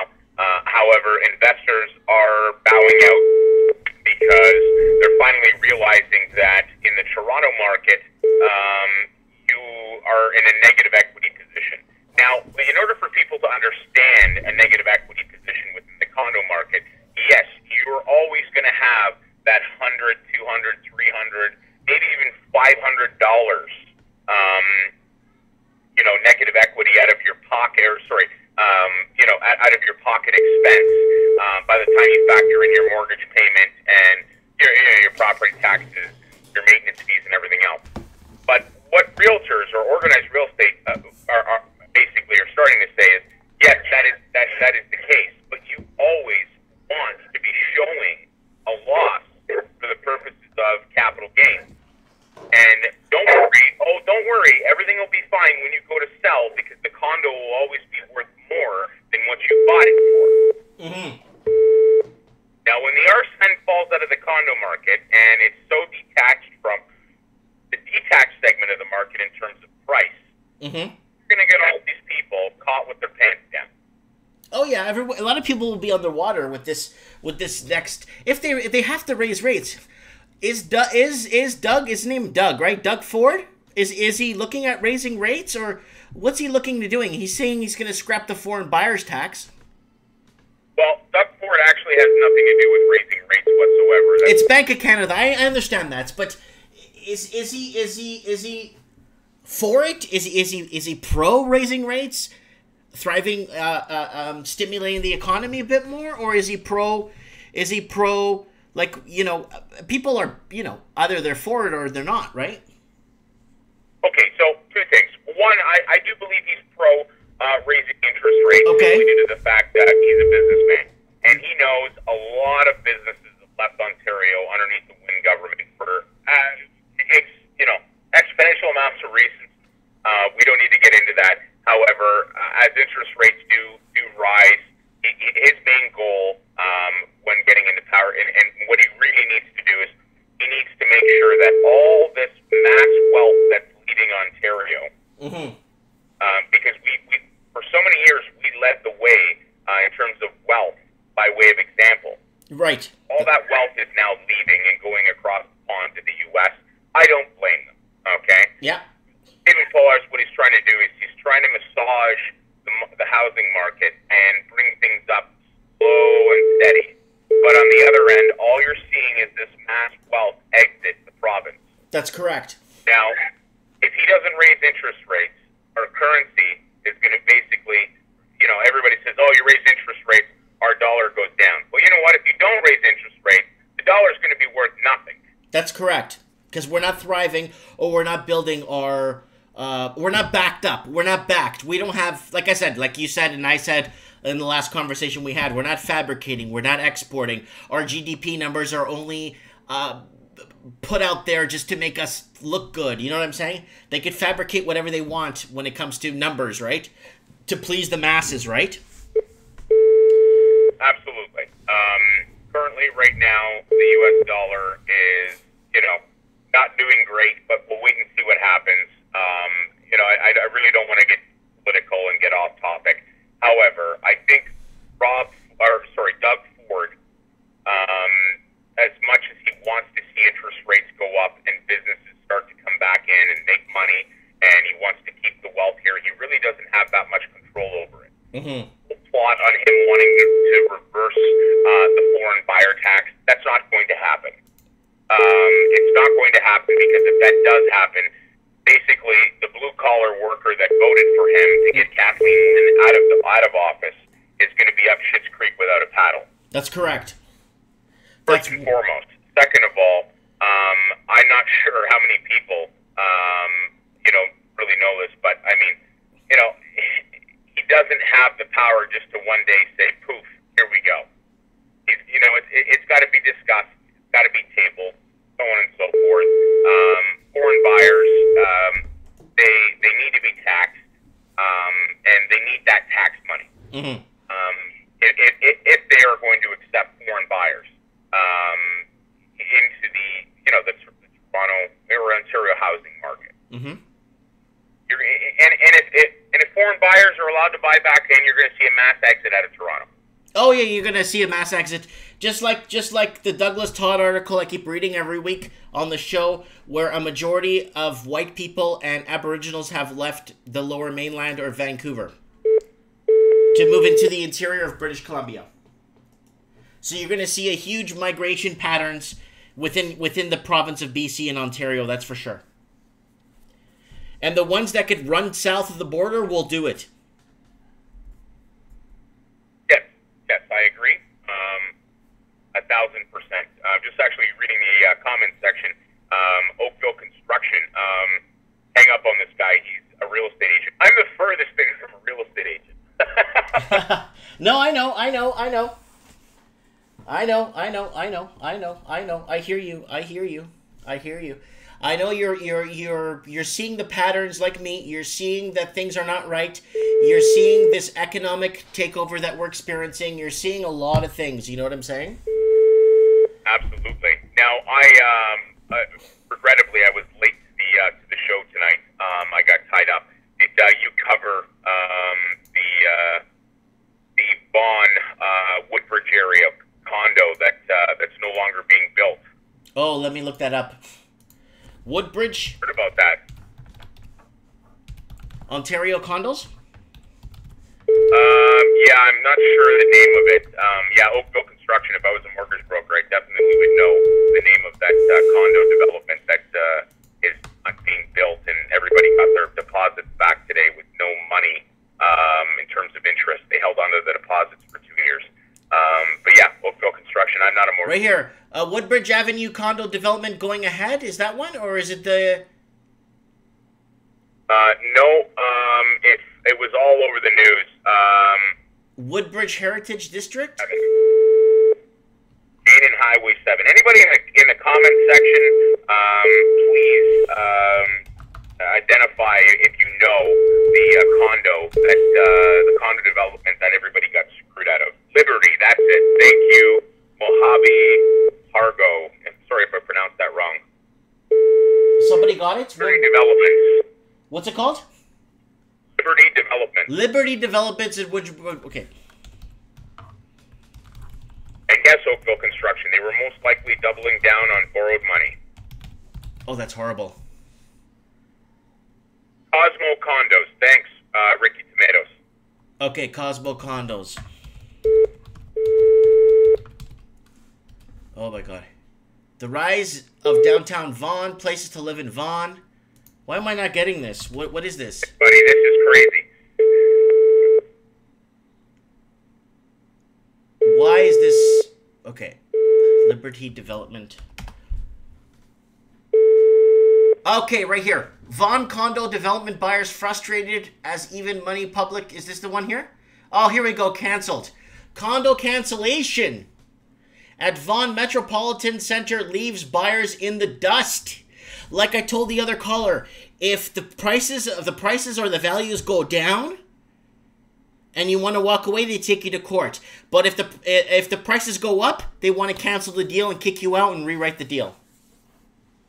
Absolutely. So there's Liberty Developments, and naturally, the loss cannot cover this.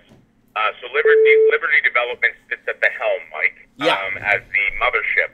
And then they have a whole bunch of numbered companies that basically are contracted out to Liberty Developments to be the general contractor, and subsequently go ahead and erect the tower or build the subdivision, so on and so forth. Okay.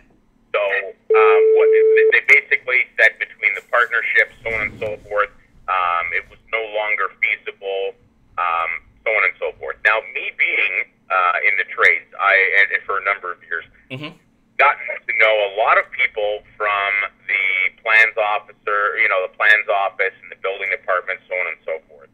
And it just so happens I had a beer or five the other night with a friend of mine that works up with the City of Vaughan building department. And he confirmed, and I will never, ever disclose his name, he confirmed, and I believe it will come out either, it may have already come out, or it will come out. He actually, in the news that is, but he confirmed, nevertheless, that Liberty Developments and their numbered company, whatever you want to call it, running the show there, never actually had certified plans, permits.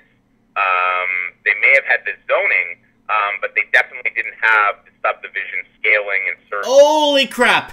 So you're saying they made up these mock units to make it look like what the 1 and 2 and 3 bedroom looks like, and if you were to buy and this and that, and they had the fake floor plans for people to look at? Is that what you're saying? Well, that's exactly what I'm saying. Oh Christ! And I take his word for face value. I'm sure it'll be on the media very shortly once they do. They dig a little deeper. That certain things weren't kosher and certain things weren't approved for them to start digging. They never started. They held these deposits in trust and made copious amounts of money off people, and now started returning these deposits with no interest whatsoever. Wow. Wow, this is not good. I could see somebody pulling a stunt like that. I could see people pulling a stunt like that. Easy. I could see people falling into this web of the fear of being bought out and being misguided and being screwed over, basically shafted. Absolutely. And it's funny, in the comment section, Moby just made a great comment that the property value went up simply because of the subway extension. I'm not sure if you're aware of that or not, but the subway's now, the TTC is now up to Vaughan Mills. Okay, so it's getting way out there, eh? Yeah, absolutely. Yeah, and he's absolutely right. And that obviously a few years ago was in the works. They didn't know how long it would be, but now with the new stress testing and everything else, you got to remember, them canceling this project, and obviously it'll get, they own the land anyway. They will go ahead and erect this tower, this condo tower. But any and all gains that these people made by making their investment by way of deposit and, underneath contractual obligation to close, they're out that money, but this builder's going to turn around and just think about it, It says right here, somebody commented, the 280,600 square foot unit that the person wanted to buy, when it comes to buying another home, it leaves me in the dust. The market in that area has gone up dramatically. If you want to buy the same 1-bedroom condo, it probably has going up at least $100,000 more, he said. Liberty said the cancellation was made solely due to inability to secure satisfactory construction financing. Okay, well, you know what? That's okay. I agree with whoever said about $100,000 or more. And think about it. The builder says, no, here, take your money back. I can go and sell these units for $150,000 more. Yeah. See, there's 10 units on the floor. That's $1.5 million. That's a lot of money. And that he can now make. So this bull about not being able to secure this, not being able to secure that. That's all a bunch of hogwash. I'll give you 3 guesses, and the first two don't count. You have Liberty Developments, and then you have the numbered company. Okay. And again, you only the first 2 guesses don't count. Who do you think is the director of both those companies? It's got to be a bank. Negative. It's the owner of Liberty Developments. Oh. Liberty Developments is the director, obviously. Uh-huh. The developments, and he's also the director of that numbered company. Oh my God. Oh my God. Just reminds me of what happened in Vancouver, where the buyers were the real estate agents and they were selling them to the houses to themselves. I don't know what they were doing, some Mickey Mouse thing. Wow, this is a tangled web of confusion is what it is. Yeah, and I'm just in the comment section here, 45 floors. Wow, that's a lot of cake. So, yeah, that's a lot of money that builder's now made. That's a lot. Yeah, that's a lot of, like you said, it's a lot of money right there. And a lot of people complaining that the call waiting is annoying, guys. I'm really sorry. Someone's trolling us. I've been being trolled all night in the comment section. I've been being trolled. You know what, guys? I'm not, I'm not a negative person. I'm not here to talk down to anybody. I'm not here to cause any problems with anybody. I'm not here to offend anybody. I'm just here to talk about what's happening, and kind of give a little bit understanding of what's going on. And I don't need to be, you guys don't have to be harassing me in the comment section. Earlier, before you missed the beginning of the show, there was a lot of people harassing me in the comment section. So who is this phantom Mike Martin's channel? I don't know. I went to it. I did it at the beginning. I showed people at the beginning of the channel. Somebody's creating a channel and they're uploading my videos, and they're I don't know what they're doing and why they're doing this. I don't know what the point of doing that is. I mean, I'm actually flattered that somebody would take their time to go out and do something like that. Yeah, it's too bad that you can't report that to YouTube. I already did. I flagged it. Unless you flag it on your end and flag it. If you go to the channel and go to About, and then just flag it down. Yeah, I've already done that. To the annoying the guy that's calling in, or person, to stay somewhat gender neutral. Do us all a favor. Once I'm done with Mike Martin's here, Mike, leave the phone open for about a minute after we hang up. Whenever we decide to finish off the call, and accept that call from that internet phone that keeps on calling you. It's a block caller. It's an IP caller. Yeah. So the IP caller, obviously you're listening to this. Stop calling in. Let us finish our conversation, and quite frankly, we'll might just pick up the phone and be done with it. Hopefully that guy can respect that, because he's being an annoying little bitch right now. Anyhow. Anyway, so what other articles did you want to discuss, Mike? Well, I went over this. Okay, we just talked about this one, and that one is an actual. I like this one. Billionaires upset over New Zealand's ban on them buying homes. Well, you know what? Too freaking bad. Try going to other countries. You know, there's about 108 countries that we can't go to and buy property. Yeah, I didn't realize it was that high. There's that many countries we are not allowed to buy property in. Like Aruba, St. Martin, St. Kitts, St. Lucia. There's so many countries that if we were to go and buy, China, Thailand, Taiwan, Cambodia, there's so many countries in the world that if we went as Canadian citizens to go out and buy a house there, it would either, they would sell us a house, but with vague terms that we don't really own it. Yeah, that they could actually come in and confiscate the house. Exactly. And that's where so why are people so worried about New Zealand not wanting to sell to foreigners? I don't get it. There's so many countries. There's more countries out there you cannot buy in than you can buy in freely. And all the countries you can buy in freely are all English-speaking countries. Free market, buddy. Free market. You're absolutely right. So yeah, what other articles? Let's blow through your articles here.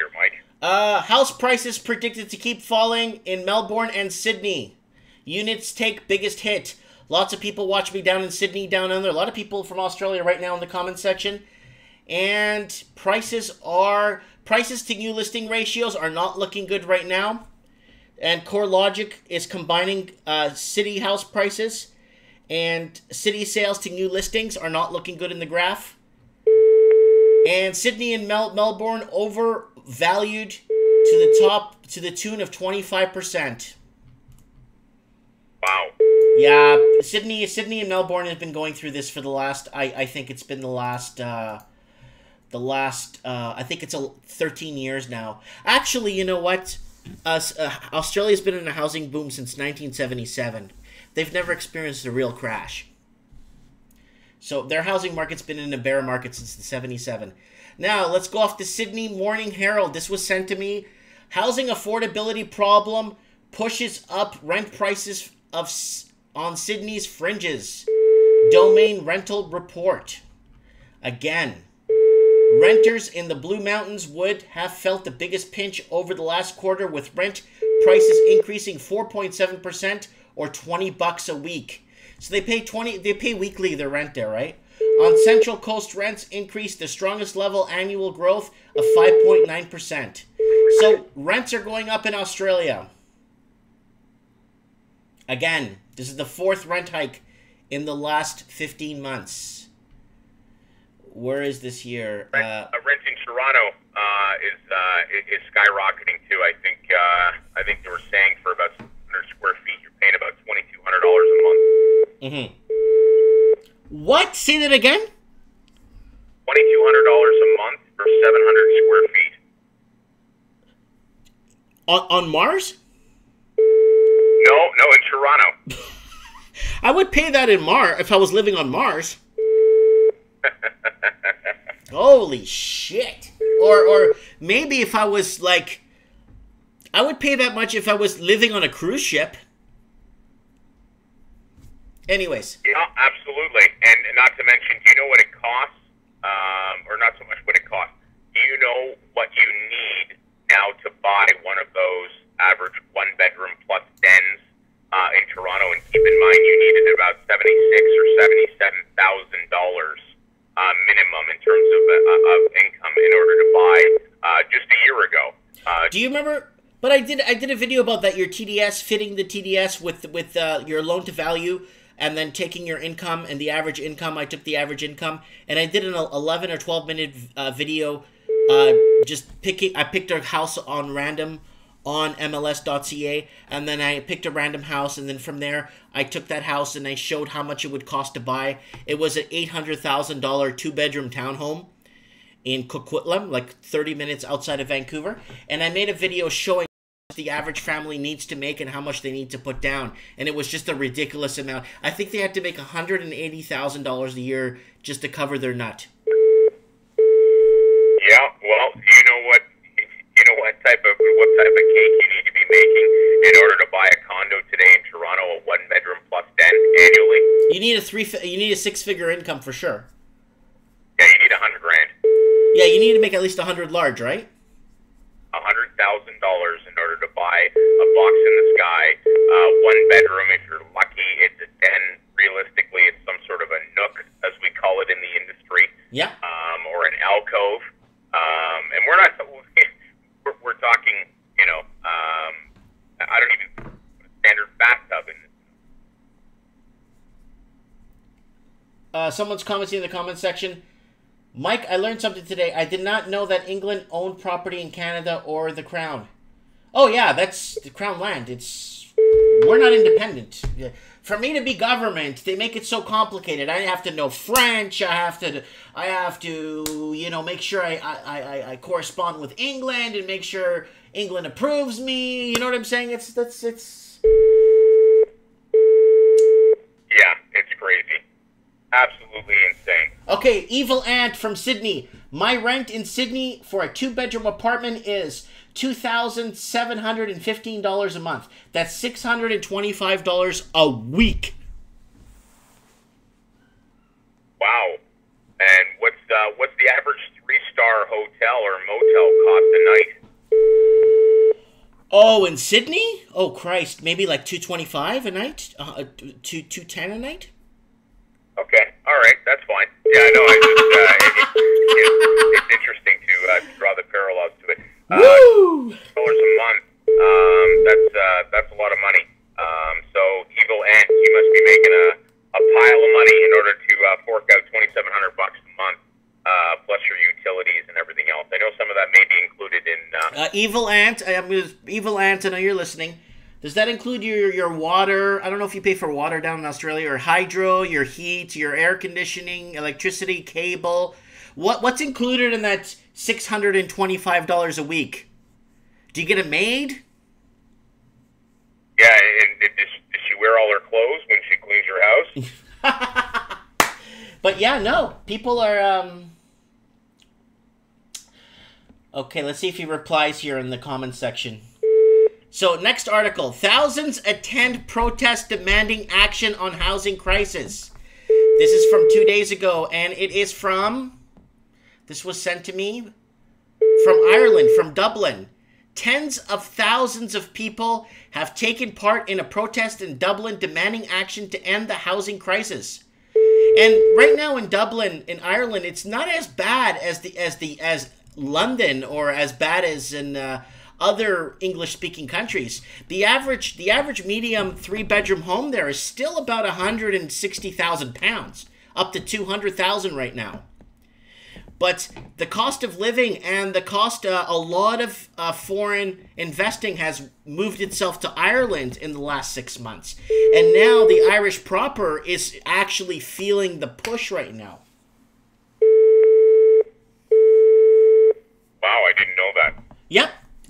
Lots going on in Ireland right now. Huge protests. I'm talking about, Steve, the wall-to-wall full street with flags and banners and I mean thousands and thousands of people taking to the streets, because that's how bad it's getting in Ireland. In the last 6 months, it's been a gong show down up there in Ireland. So Evil Ann says, it's more or less the average rent around here where I live. I live very close to the city. Oh, so he's not even in the city. So he lives close to the city. So, Evil Ants, how much would it be in Sydney and Melbourne if you were in the city districts?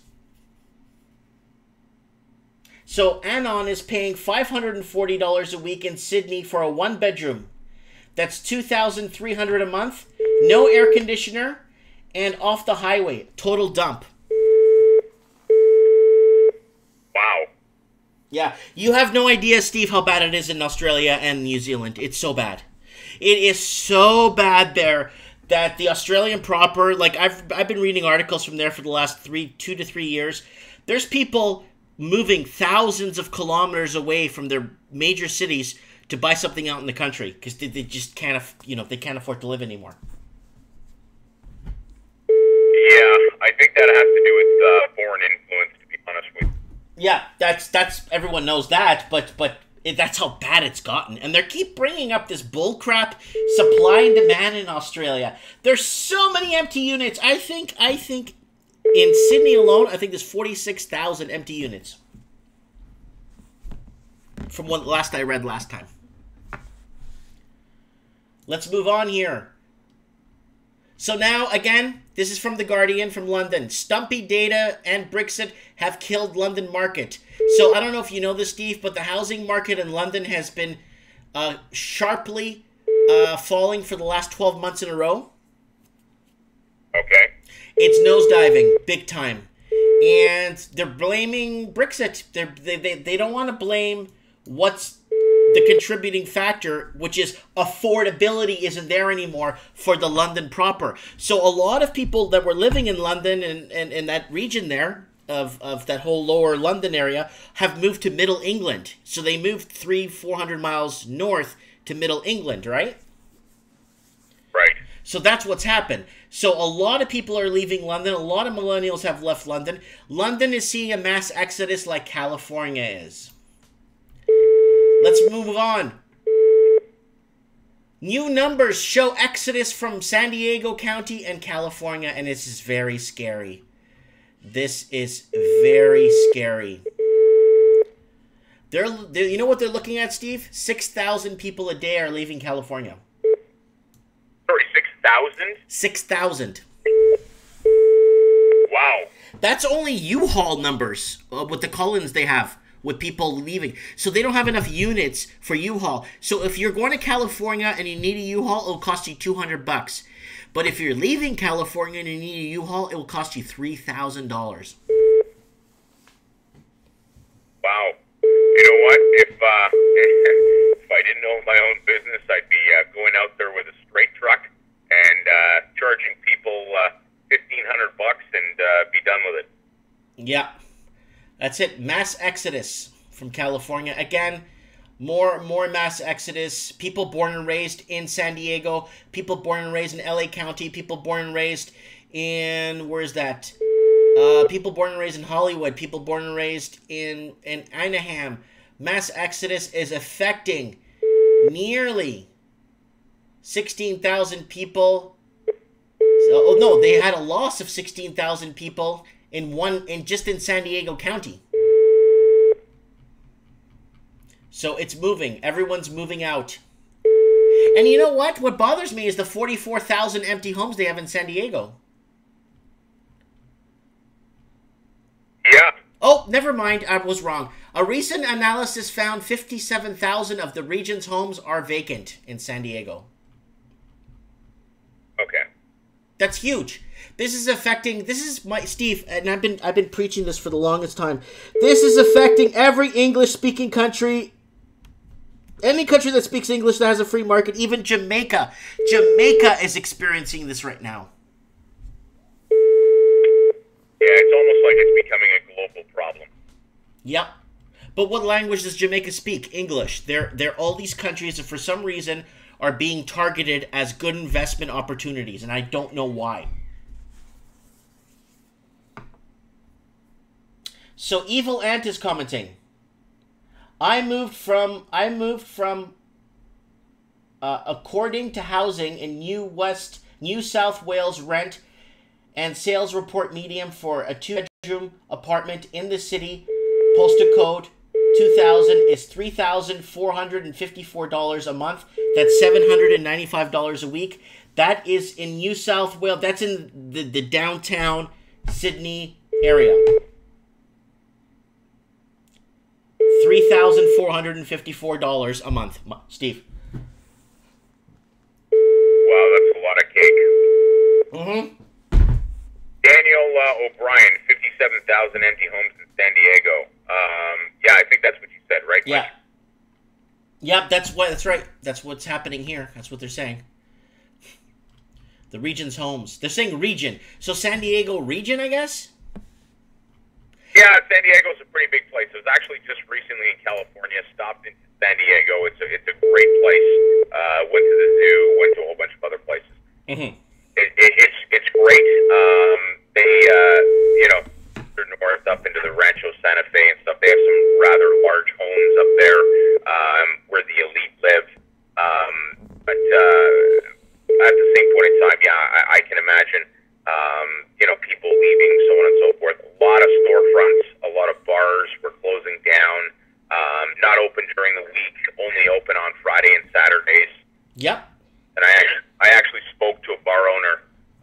He was in just quickly, and he was outside, and I said to him, I said, "Oh, you're not open for lunch?" He says, "No." He says, "It's not worth it during the week and the weekdays, the economy, and nobody comes out during the week.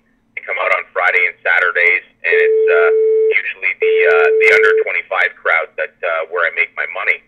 And to think that in order to actually make money, to keep your lights on and put a little profit in your pocket, you're at the mercy of 25-year-old kids.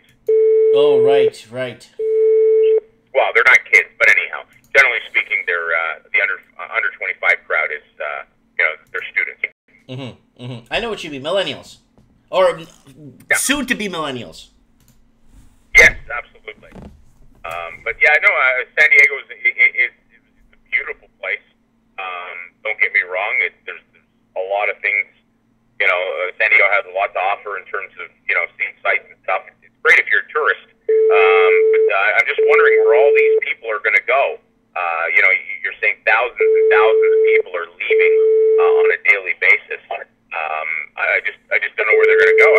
lot of them are going to Nevada. According to U-Haul statistics, a lot of them are going to Nevada. A lot of them are going to Montana. A lot of them are going to New Mexico. A lot of them are going to Texas, too. A lot of people are going to Texas. Wow. Yeah. All my exes live in Texas. All your exes live in Texas? I'm joking. It's a song. Oh, okay. Okay, now listen to this. So there's a picture. I don't know if you're close to a computer and you can see what I'm showing here, Steve. Okay. Do you see it?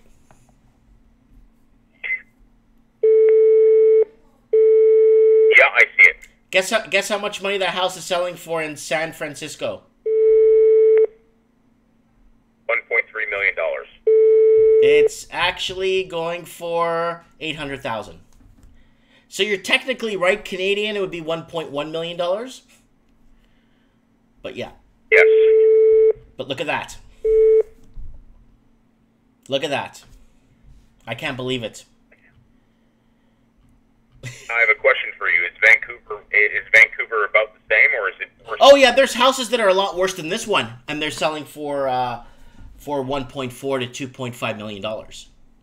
And like the second caller that called in, he said location, land value, it's worth the money. You're not buying the house, you're buying the land, right?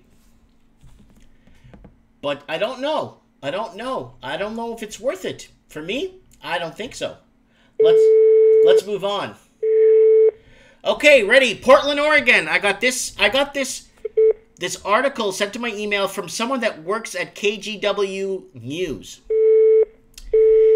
And he wanted me to show it on my channel. It says you need to make $23.88 an hour to afford a 2-bedroom rental in Portland. That's how bad Portland is getting right now. Portland, Oregon has been seeing this huge increase of Californians moving in, and they're driving up the prices and the cost of living from the amount of Californians moving to Oregon and Washington State. Yeah, I couldn't agree with that. That's crazy. Moby actually just commented in the comment section, what good is land value if everyone's leaving? And he's absolutely right. Thank you. You can't lay roots. You can't start a family. You can't do diddly squat. I didn't buy my house for return. I bought my house so I could raise my kids in peace. I could send them to school walking distance. I could be more, you know what I'm saying, enjoy my retirement from home. That's why. I could leave my place for 3 months and not worry. I give my keys to the RCMP sergeant that lives 2 doors down from me and let him watch my place while I'm gone. You know what I'm saying? Yeah. Yep. So let's move on. So Portland, Oregon, feeling the crunch. Seattle's housing crisis. Concern for Seattle's housing crisis is rising. Downtown condo resale inventory in Seattle. Nothing below $500,000 for a 1-room den. 1 room, a loft, or what do you call those? Bachelor apartments. Yep. Seattle's in a huge crisis right now because of the mass exodus of foreign investors that left Vancouver and headed south. The ones that went south to Seattle made the best choice. The ones that went to Toronto made a bad choice. Yeah, I'm inclined to agree. Okay, here we go. Amazon's HQ2 is expected to bring soaring housing prices. Here are the cities that could be hit the hardest. So right now, right here, these cities are going to be hit hard with the new expansion of Amazon. Los Angeles, Denver, Dallas, Austin, Miami. No, not Miami. No, not Miami. I can still buy a house for $200,000 there. Not Miami. And then Atlanta. No, not Atlanta, please. I love Atlanta. Nashville, Raleigh, Washington, D.C., Indianapolis, Columbus, Pittsburgh, Philadelphia, New York, and Boston are all going to be seeing housing price bubbles because of the new Amazon headquarters moving into their cities. I think they're choosing, actually, which one they want to go to. But it looks like these are all opening, Steve. Yeah, absolutely. Did you, by any chance, check out the article from MoveSmartly.com? No, what is it? GTA house prices falling furthest where investors once dominated. It's written by John Casalis from Realosophy. But here, just for the viewers and whatnot. And, he's not all doom and gloom. He is a decent, honest realtor for the most part. But there's some great graphs. I encourage everybody to kind of sort of read this.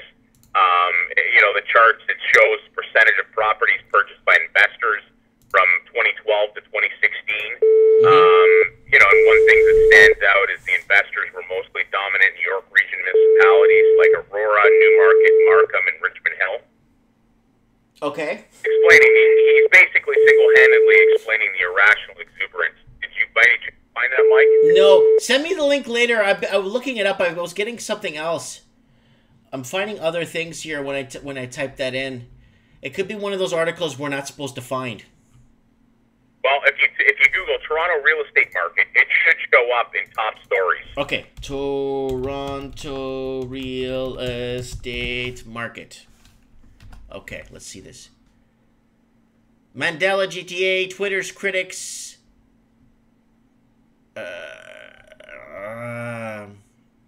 It's 2 days old. It's by Move Smartly, Toronto, whatever, Realosophy. GTA house prices falling furthest.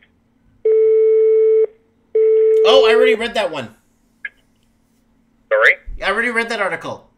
Biggest drop in almost 30 years? No. It's hang on a second here.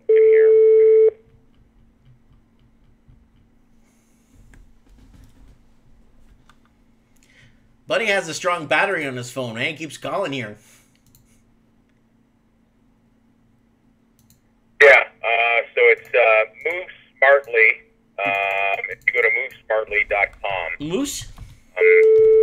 Yeah, move as in move to a different house. So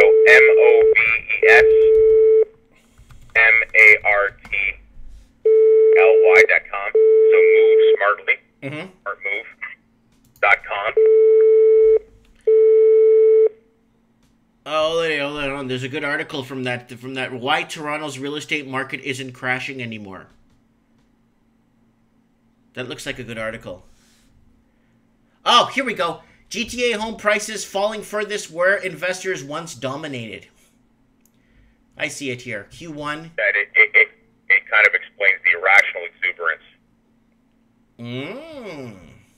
GTA has dominated. Let's see what it says. The chart below shows the percentage of properties purchased by investors in 2012 and 2016. And the one thing that stands out is that investors were most dominant in York Region municipalities like Aurora, Newmarket, Markham, and Richmond Hill. Wow. And then it shows the percentage change in average price of Q1 2018. And this is what I've been talking about. Look at those drops. Holy, whoa, what's 30%? What is, oh, Richmond Hill. Richmond Hill got rocked. Aurora got rocked. Stouffville. Markham.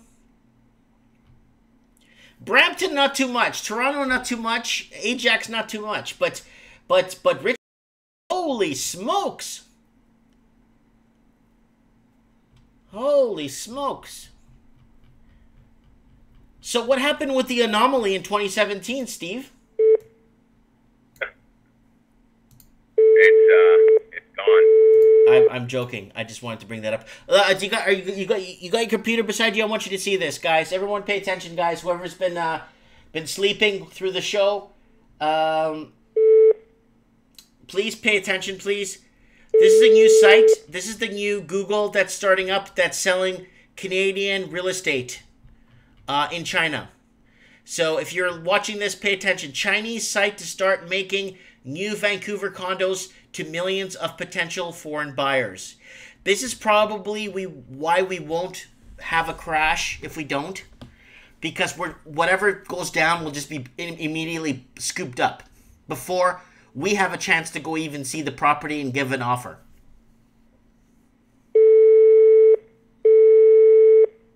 Wow. Did you see that, Steve? Did you see the article at the beginning here? Yeah. So listen to this.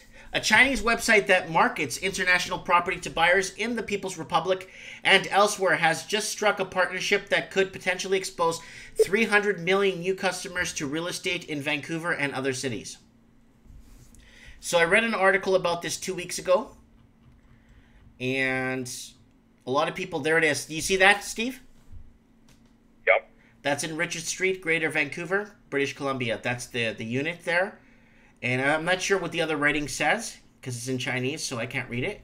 But this is what's happening. So it doesn't matter. If prices go down in Toronto, I have a feeling with 300 million people that have access to money, we're just going to see, like I said, a massive economic takeover.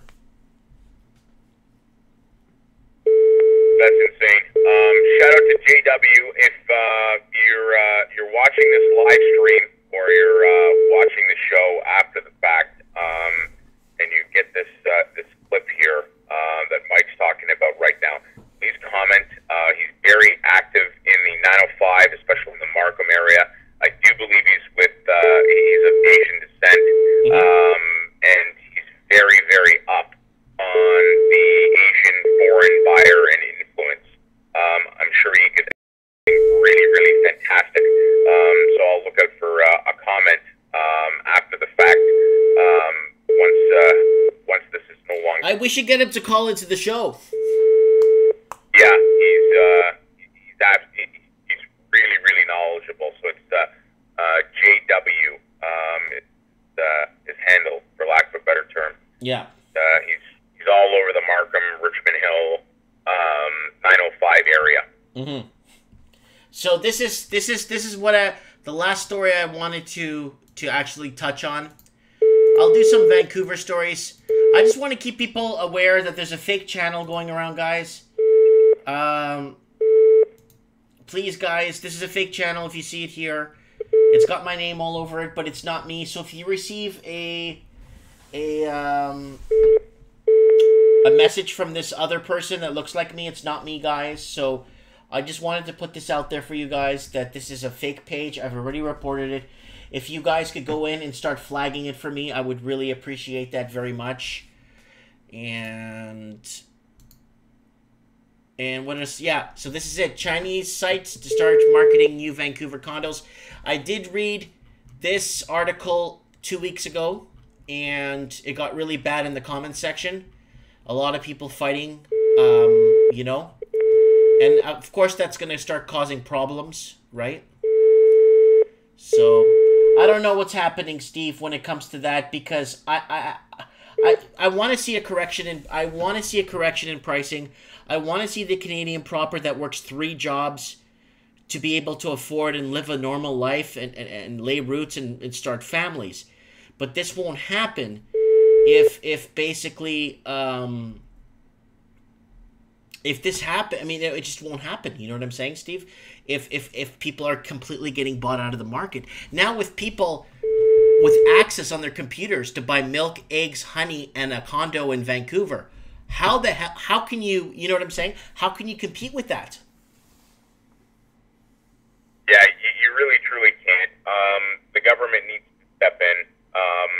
I think if foreign buying isn't a problem, I think if they were to ban it in its entirety, even just did it as a test, a pilot project for, 1, 2, even 3 years, see how the market reacted, see how things would kind of go.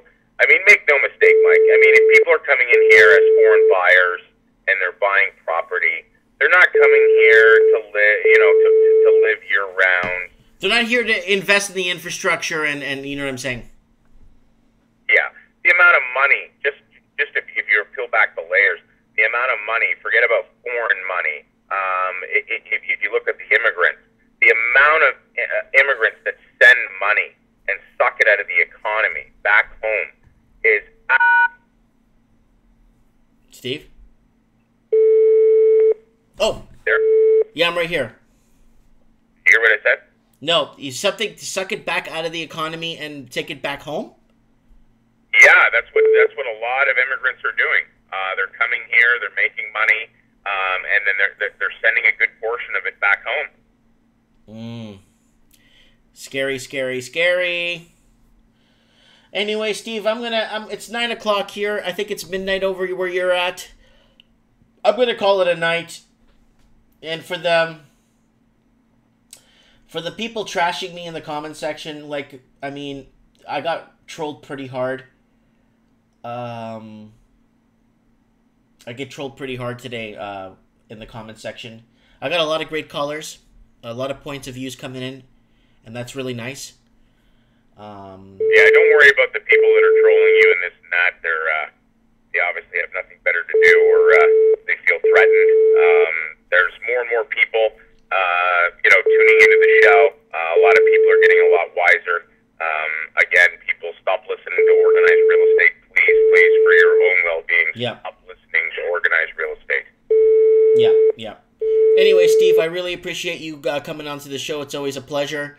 And, I just will leave it at that. And next Wednesday, we'll have, next Wednesday what I'll do is I'll just call up a few people. See if I could call 1488 back. And see if I could call 1488, see if I could call you, and I could call maybe Mario DeCettis, and I could call maybe a couple of, maybe Formafist if he wants to be on the show. A couple other people that want to be on the show. Maybe I could call them too, instead of having open lines sometimes. If you see Formafist's latest couple of videos about him going back and forth about being a bull bear, so on and so forth, and he actually, who's that interesting character that always, comments. What is his name?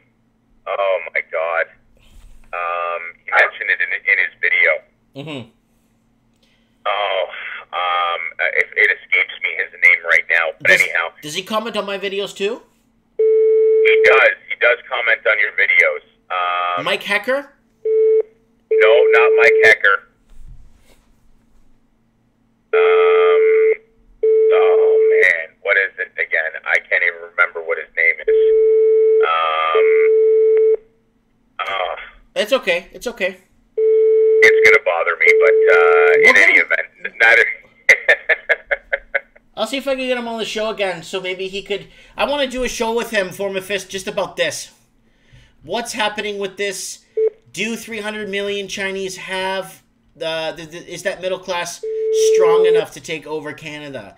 And if it does, what will happen? Like, what are we going to be looking forward to in the next 5 years with Canada? Where are we expecting in the next 5 years? I think that would absolutely be fantastic.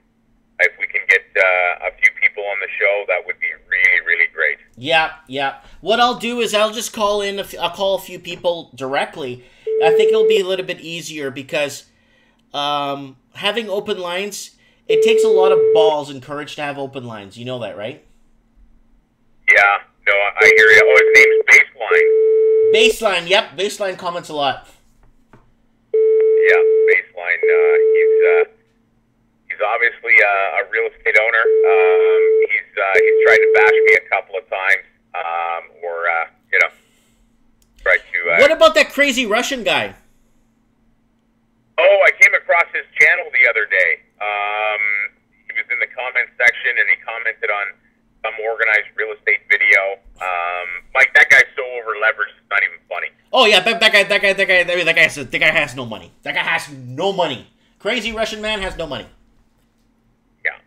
So, that's just, and I'm almost positive we're talking about the same individual. I know who we're talking about. We don't have to mention his name because I don't want to roll around in court for 9 months. No, I understand absolutely. Well, always a pleasure, Mike. I'll let you go. You can wrap up the show. I'll get off the line, and I'm actually interested to know. We've been calling in like a crazy stalker. Mm-hmm. The past 20 or 30 minutes that we've been on the line. He's Yeah, maybe get out of his parents' basement. Yeah, absolutely. That's probably a good. You know what it could be, Steve? You know what it could be, Steve? It could be, because I've already taken 7 calls tonight. It could be just random people calling in. Oh, really? Because this one's calling from 305 area code. That's Miami. And then the one before that called was calling from 702. That's Vegas. And then the caller before was calling in from 305. What's 305? That's Miami again. So I'm getting a lot of people calling from different parts of the United States. That's for sure. So right. It's not all private callers. So I did take seven calls within 40 minutes, right? So it could be just a bunch of people calling in and hoping to speak to an operator and being put on hold, right? Yeah. You know what? They may not understand the process, but I mean, one of those they're just dead weight, Mike. Mm-hmm. Mm-hmm. So, I will add, if by any chance Crypto and Markets ever wants to phone in, I'd love to hear what he has to say. In actual fact, I'd love to buy that guy a beer. Sure, I know Crypto Markets. When I go to Toronto, I'll probably visit him. I'll visit you too when I visit Toronto. Yeah, for sure. You're more than welcome to come by, and yeah, Crypto and Markets. If you're watching this, today, tomorrow, next week, whenever it may be, yeah, we should. Next time you're in Toronto, we should all get together, including the Lost Canuck up there. Mm-hmm. Mm-hmm. Good. And the Lost Canuck, and who else is out there? There's a couple of people out there. I know Forma Fist is in BC. I could meet up with him and do a show somewhere. And who else is out? I'm just trying to think. It was. Yeah. Anyway, Steve, I'm gonna get some. I'm gonna go play. I'm gonna go hang out with my kids and my wife, and I'm gonna enjoy the rest of the night. You two enjoy your morning there. I know it's like 1 o'clock there, midnight. So, have a good night. Absolutely. Thank you so much. You too as well. Take care, Mike. Goodbye. Anyways, guys, unplugging for the night. I want to thank 7 or 8 callers that called in tonight. Holy crap. I know we get off topic sometimes. I'm really sorry about that. Sometimes we do go off topic. But everything always points, you follow the money and it takes you to where the problem is happening or where the problem is arriving from or arising from. And I'm sorry about the call waiting, guys. I didn't mean to do that. I'm going to have to do a section where I just call people in because I already know who's got good information to add to the show. Basically, I'll put up a few articles. We'll talk about them. And we're just talking, right? We're just, I'm not a reporter. I can't read. I have no education. I'm just here to have some open dialogue on what's happening. I have kids, and I want to know if I should continue raising my kids here or should I go back to the old country and just kind of like say, I did Canada. It was okay.